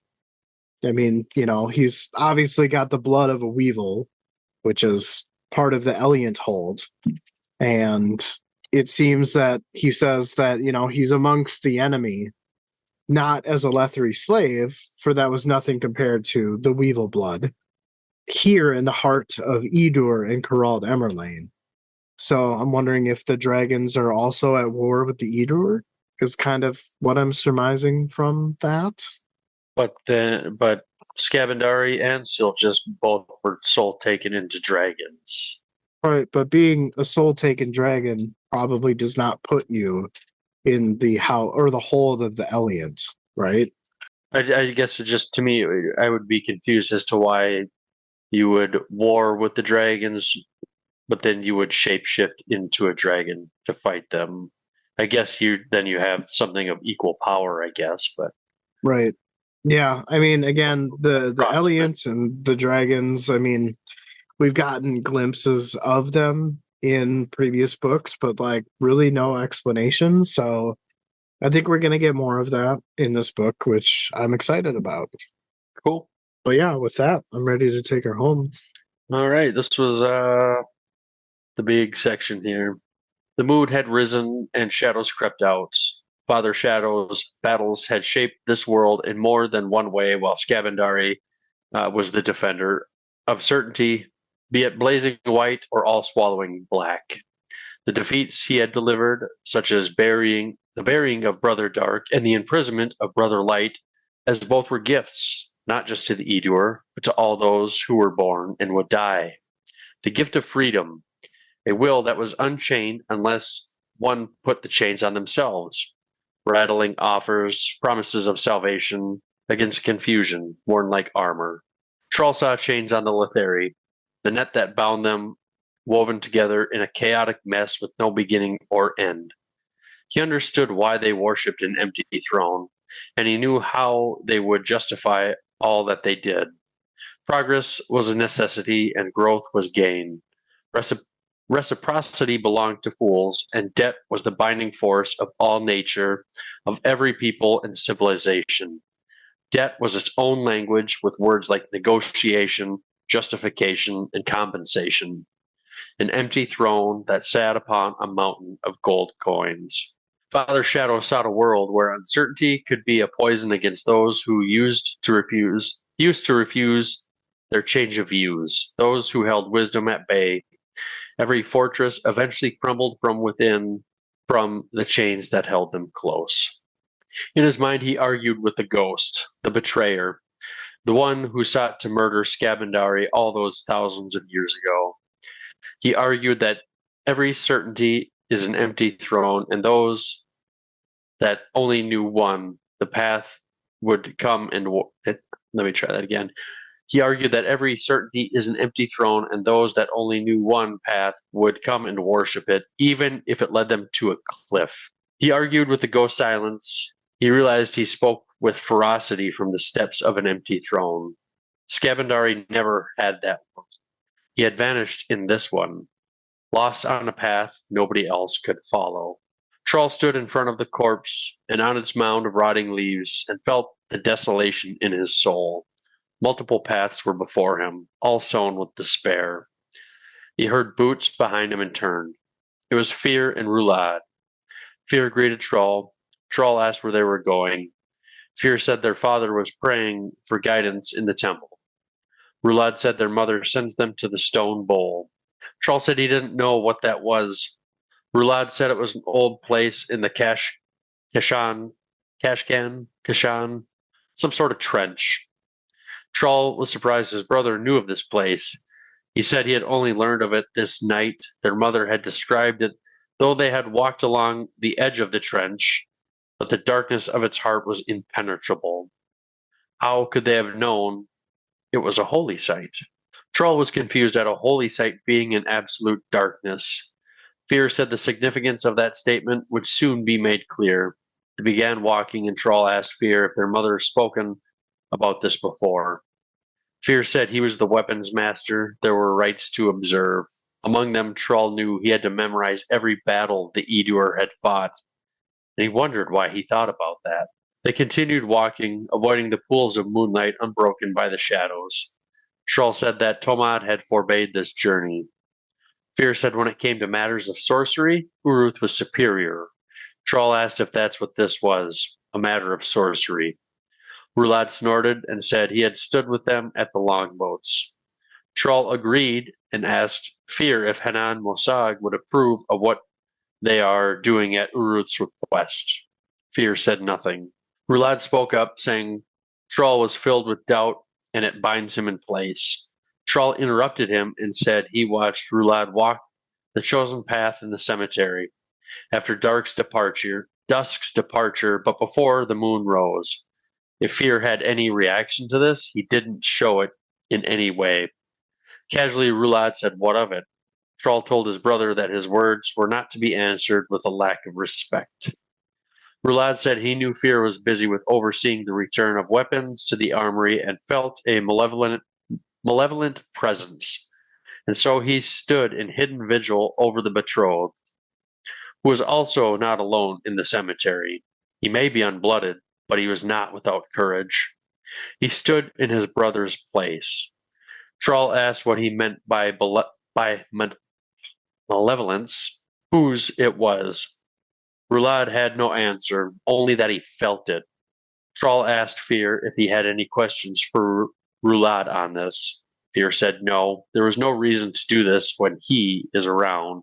Troll shut his mouth, thankful the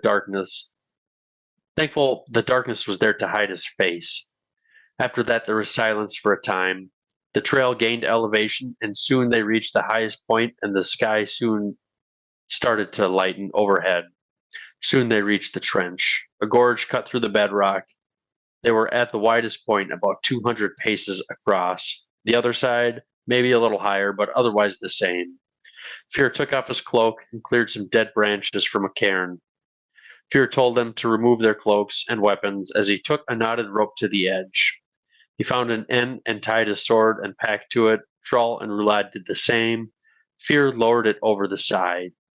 Fear told Troll to take the other end of the rope and take it to a place in shadow, a place where shadow would not retreat before the sun as the day passes.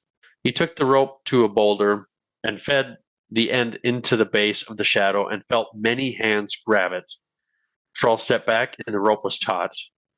Troll made his way back to the edge and found that Fear had already begun descending. Rulad was looking down and said they would wait for him to reach the bottom, then he would be next. Troll agreed. Rulad said she had the sweetest lips. Is that what Troll wanted to hear, to prove his suspicion? Troll said he had many suspicions. They have sun-scorched thoughts and dark-swallowed thoughts. However, it is the dark thoughts that move with stealth, creeping to the edge of rival realms, if only to see what is able to be seen. Rulad asked, what if they saw nothing? Troll said that was never the case. Rulad continued, asking what if they saw illusions, only things their imaginations conjure, false games of light. Is that not how suspicion becomes a poison? Poison like the white nectar, every taste leaving you thirsty for more? Troll was silent before speaking, saying Fear spoke to him of how one is perceived rather than how one it truly is. Perception shapes truth like waves on stone. Rulad asked what he wanted of him. Troll told him to quit strutting in front of man. Rulad told him very well. Troll seemed slightly surprised. The rope snapped 3 times, and Rulad said it was his turn. Troll thought the knots of those words were anything but loose, and he drew a deep breath and slowly exhaled, wondering at that smile, if it a smile born of pain. He then thought to himself and to Father Shadow that he felt dirty. Another 3 tugs at the rope. He began to make his way down. As he made his way down, the darkness increased. The air became cold, then his feet found a mossy boulder. His eyes struggled to make out the shapes of his brothers, and he said they should have brought a lantern. Fear said the bowl had its own light, from the elder Warren Kashan. Troll said the Warren was dead, destroyed by Father Shadow himself. Fear told him its children were dead. However, sorcery lingers. Had his eyes adjusted yet? Could he see the ground in front of him? Troll said he could. Fear told him to follow him. Troll said this was the betrayer's realm. Fear said more than he knew. Rulad said something was ahead. There were massive shapes, standing stones, with no lichen or moss on them. Troll realized they resembled the bark of the blackwood trees. Thick roots shot out from each obelisk, and beyond the ground gave way to a depression where light leaked through as if a mist. Amidst all the mangled roots were bones, thousands of them.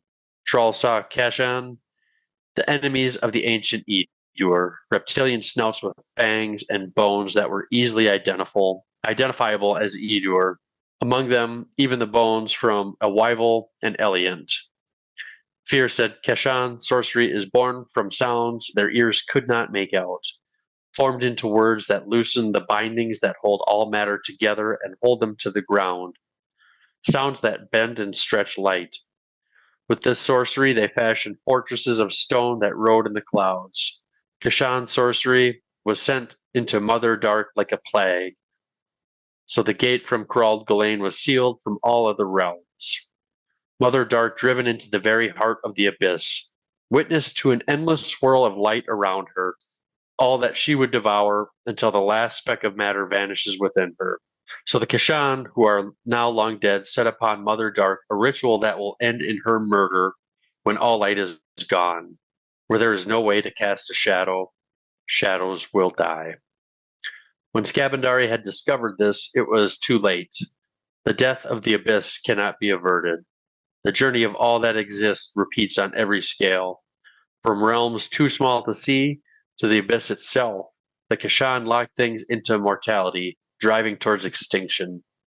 This was their vengeance. Perhaps this act was born out of despair, or maybe the fiercest hatred ever imagined.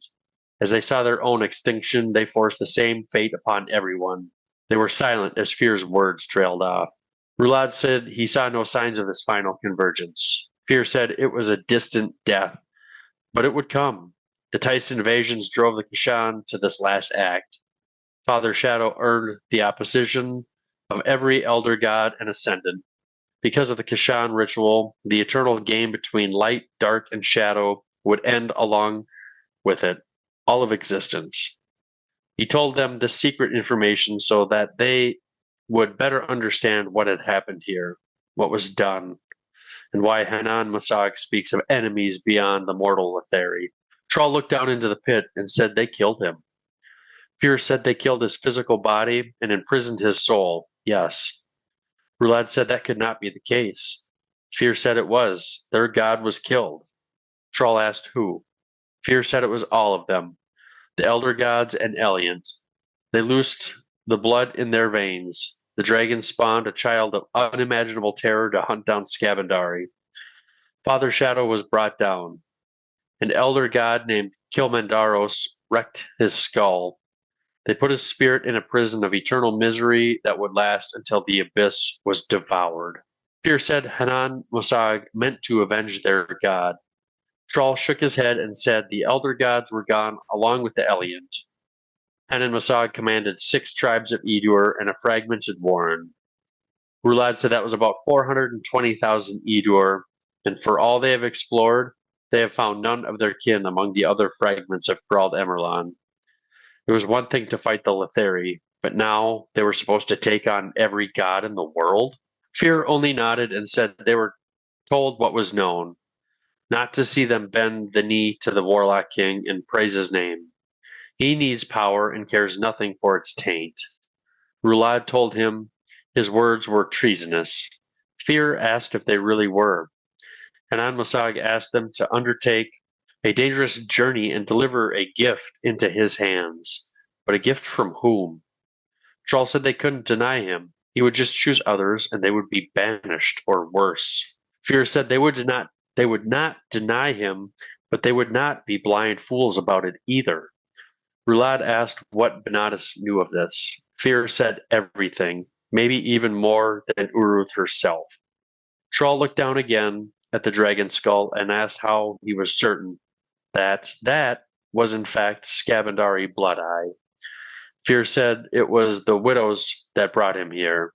The knowledge passed down every generation through the women. Uruth never would have said anything if she wasn't desperate. They asked about Hanan Mosag. Uruth knew he had been here, but they didn't know how he figured out the truth. But he is drawing upon deadly powers. If his thoughts weren't stayed before, they were now. Troll still looked upon the skull and said they had best hope the elder gods were gone. Whew. Way to go, dude. Nice.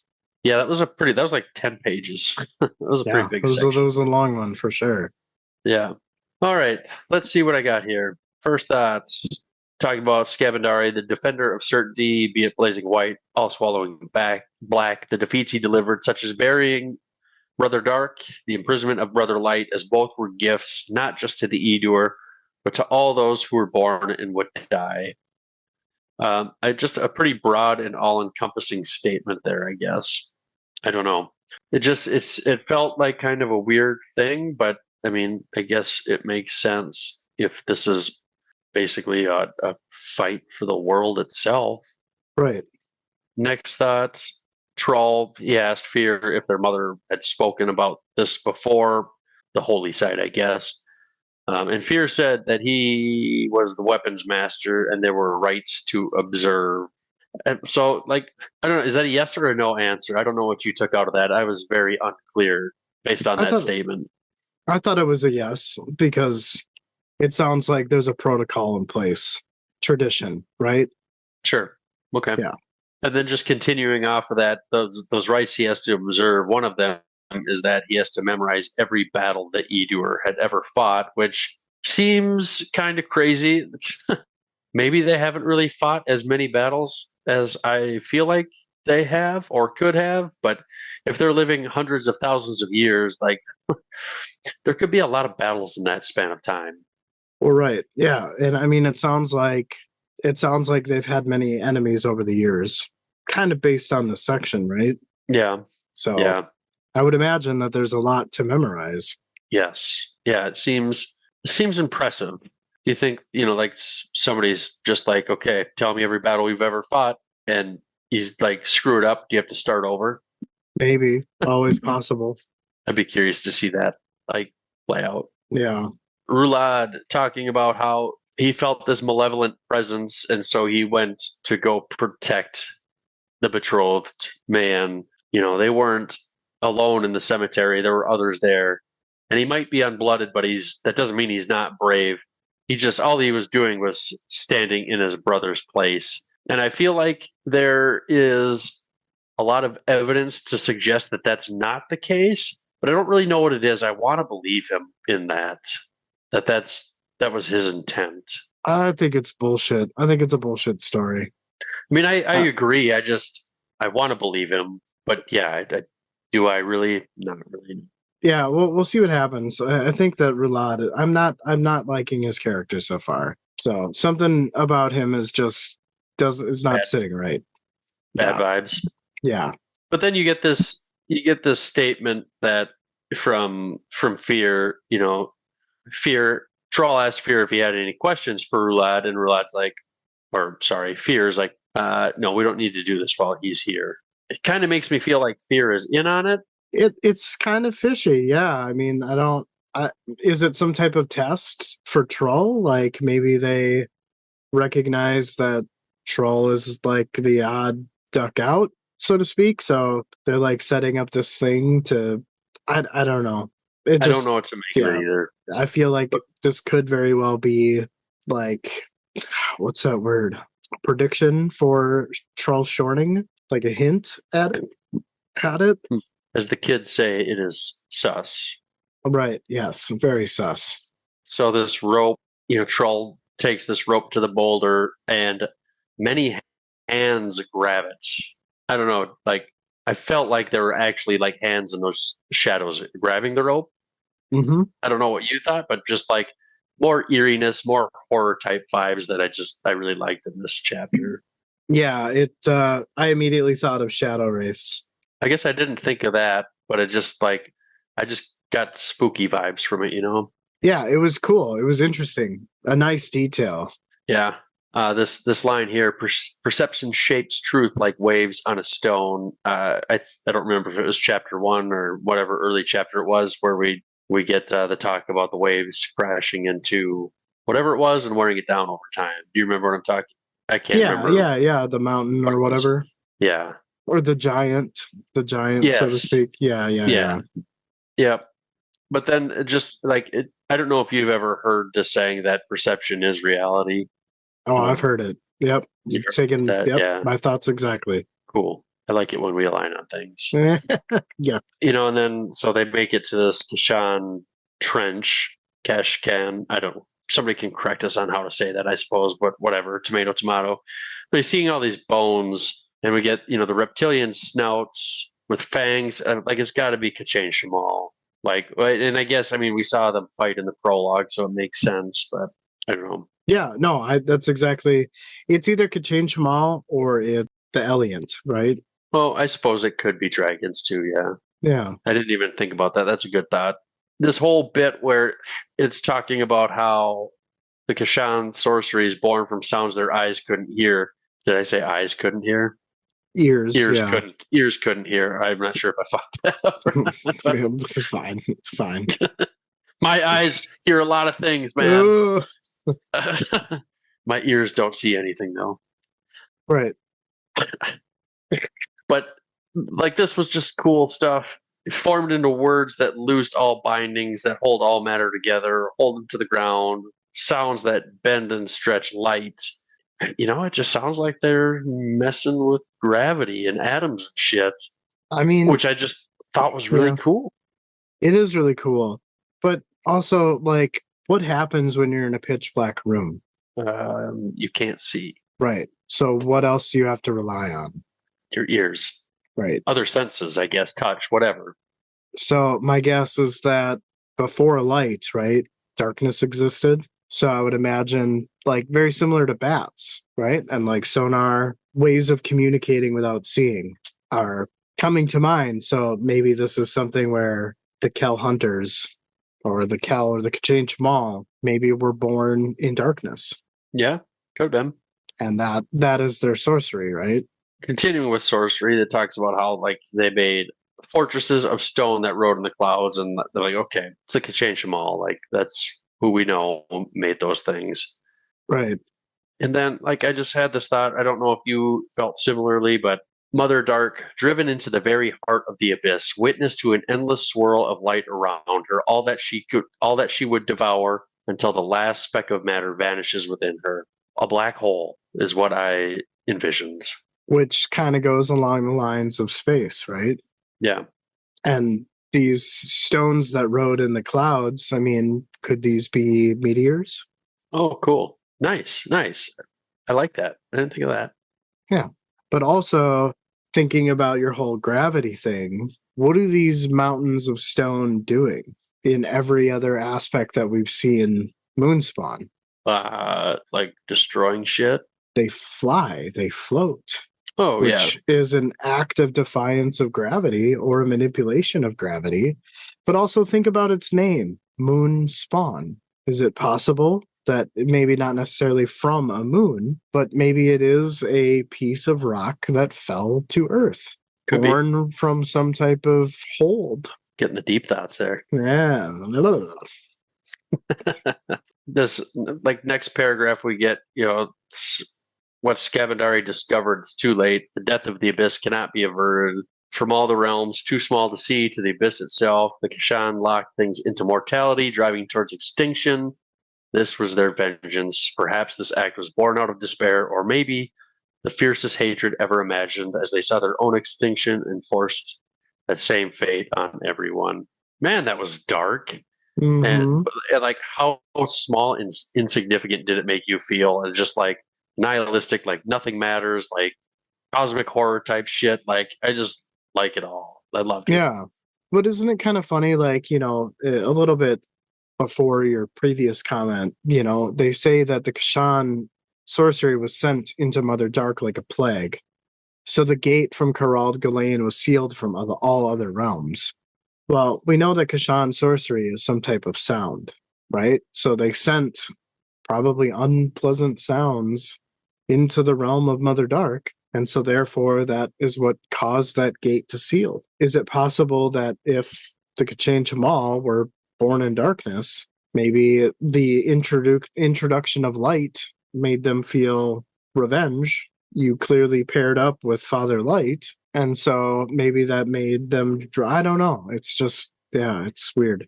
There's a lot there. There is so much here, and I'm sure, like, as we read on in the series, like, this will be another, like, pinned thing that'll be like, oh, like, we'll, however many books later, like, recall this, right? Just like now we're recalling things from other books. Right. I know we've kind of covered this. Like, I've had some confusion between Silchus, Scavendari, but, Fear said it was their god that was killed. Scavendari put Silchus in the Azath house, right? Yes, Okay. the betrayer. In my mind, this is probably gonna take a little while. Scavendari, in my mind, I've been thinking is the betrayer. No, That is incorrect. correct. This is gonna take some rewiring of my brain Mhm. neurons. Because it feels like he's the betrayer, like for doing this to Silchus to me. Right. I mean, but he from what I understand from the prologue is that he betrayed the Taistandi. And then at the beginning of the section, he talks about killing Brother Shadow, or I mean Brother Dark and Brother Light. So Brother Dark, I do believe, is Silchus Ruin. Who Brother Light is, I don't know. But then he was hunted down by the dragons and by elder gods. I'm going to struggle with this like the entirety of the book. I know I know it. You'll get it. You'll get it. It just takes a little repetition. But yeah, I mean, it doesn't help to be confused. And No, they have similar sounding names, kind of, but I mean, I don't think it's so much the names to me. It's just that like I feel, and again, maybe it's just the point of view from what we have seen so far yeah, is that Silchus, his Tice Andy were surrounded and slaughtered, right? Like that's what we saw. And Scavendari stabbed Silchus and threw him in the Azath house. To me, that feels like betrayal. right. Oh, And sure. So that's why they're called. That's why I see. Then maybe I'm wrong. I mean, that makes sense. Maybe I'm wrong then. The betrayer that visited Trull, right, said that he's able to leave because it was a gift of Mother Dark. And that could be true for both Silchus and Scavendari, because I feel like that is their mother. I wonder if there's something we haven't seen, something that hasn't, took place we haven't seen yet or something. Oh, probably. There's probably so much that we haven't seen, but I would imagine that eventually it's going to get. I mean, who knows? Maybe it won't be until we start reading Forge of Darkness that we'll get this answer. But And then I'll probably have forgotten about it. maybe, who knows? Yeah. But I would imagine that, Stephen Erickson does a pretty good job of subtly reminding you of events that happen in previous books. So yeah. Last thought here. So the dragon spawned a child of unimaginable terror to hunt down Scavendari. This is kind of halfway serious thought, and maybe just kind of half dumb thought. But like, do you think that was the Otateral dragon? I mean, when you put unimaginable terror and Otateral dragon, do you equate the same things? Probably not. I mean, just using this chapter as the example, I think whatever the hell was in the ocean was more of an unimaginable terror than a dragon. Right. I don't know. It's hard to say, this is so vague. I don't know. I guess we'll just have to read on and find out, right? And we can do that now. Yeah, we can. Well, that was all I had for my last section here. Anything You've you got wanted two to more, add? dude. My God, am I just stupid? No, Yes. not stupid. So we did kind of talk about this one earlier. Yeah.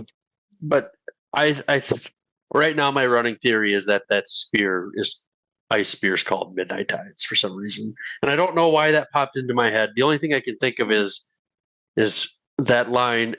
Was it in Memories of Ice?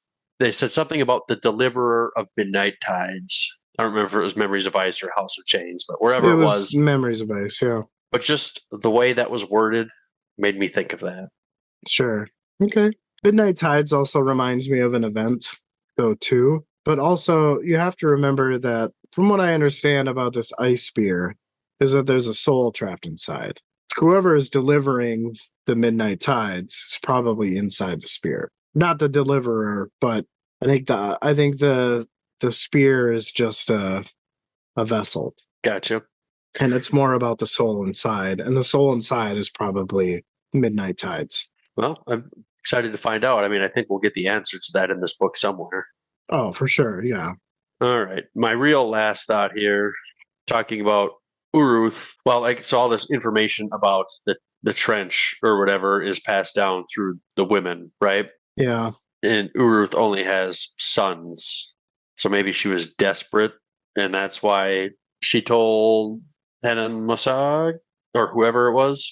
No? Fear. Fear? Thanks. Yeah.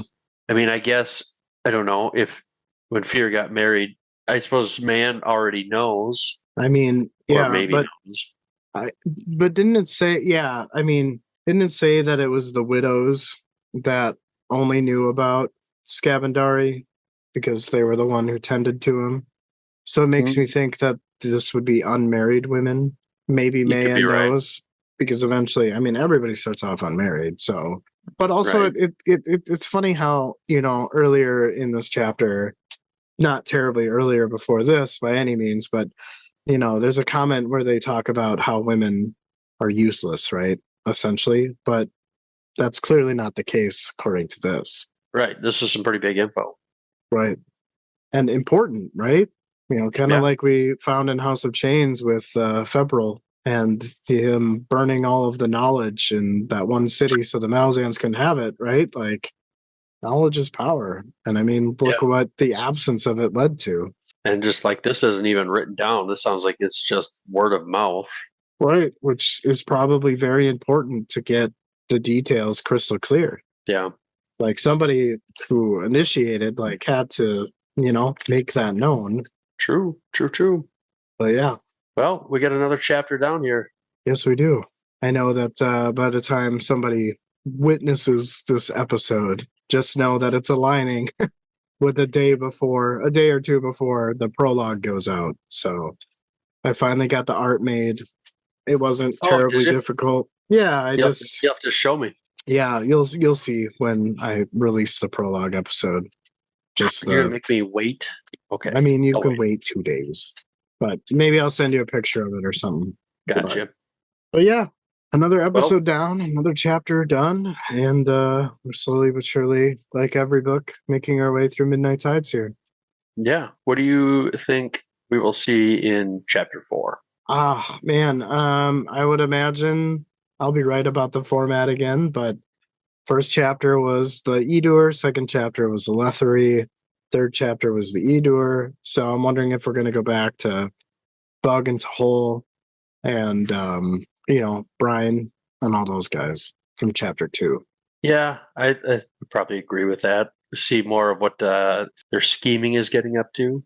Yeah, probably more of that. I would imagine that is going to be accompanied by Troll's brother that met them at the end of chapter 2 into the Edur camps. And maybe, Oh, yeah. yeah. So, Oh, yeah, maybe we'll see Saren and that crew. yeah, exactly. Yeah. Hull Benedict or Benedict. Benedict. Yeah. I don't know why I want to say Benedict, but yeah, it is what it is. Benedict. I know this is. Benedict. Yeah. But yeah, dude, great episode. I'm going to go eat something. Probably, I may dive in, I might not, but I also got to get some editing done because I know the prologue, we had some guests and those usually take a little bit. So, yeah. Gotcha. Yeah. Well, I hope you have a good night. Hope your kids start feeling better. Hopefully they don't have a strep or anything. And, just the lesser of two evils, I suppose, if it being a viral thing. But Right. hopefully they get feeling better soon. I appreciate that. And I'm sure they will recover over the weekend. So. Yeah. But yeah. All All right, right, sir. Well, enjoy your talking to night. you. Good talking to you. We'll see you soon. Bye, dude. Bye.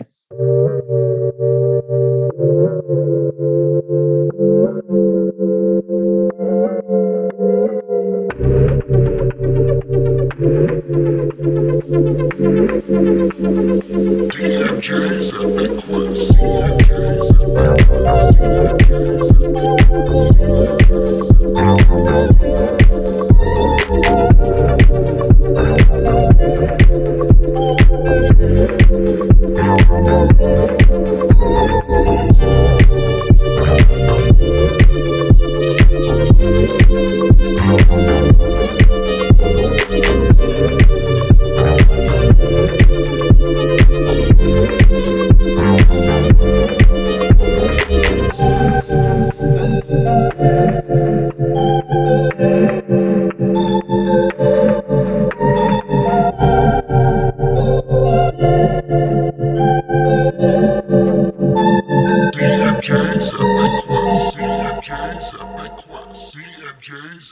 Quest. CNJ's Epic Quest. CNJ's Epic Quest.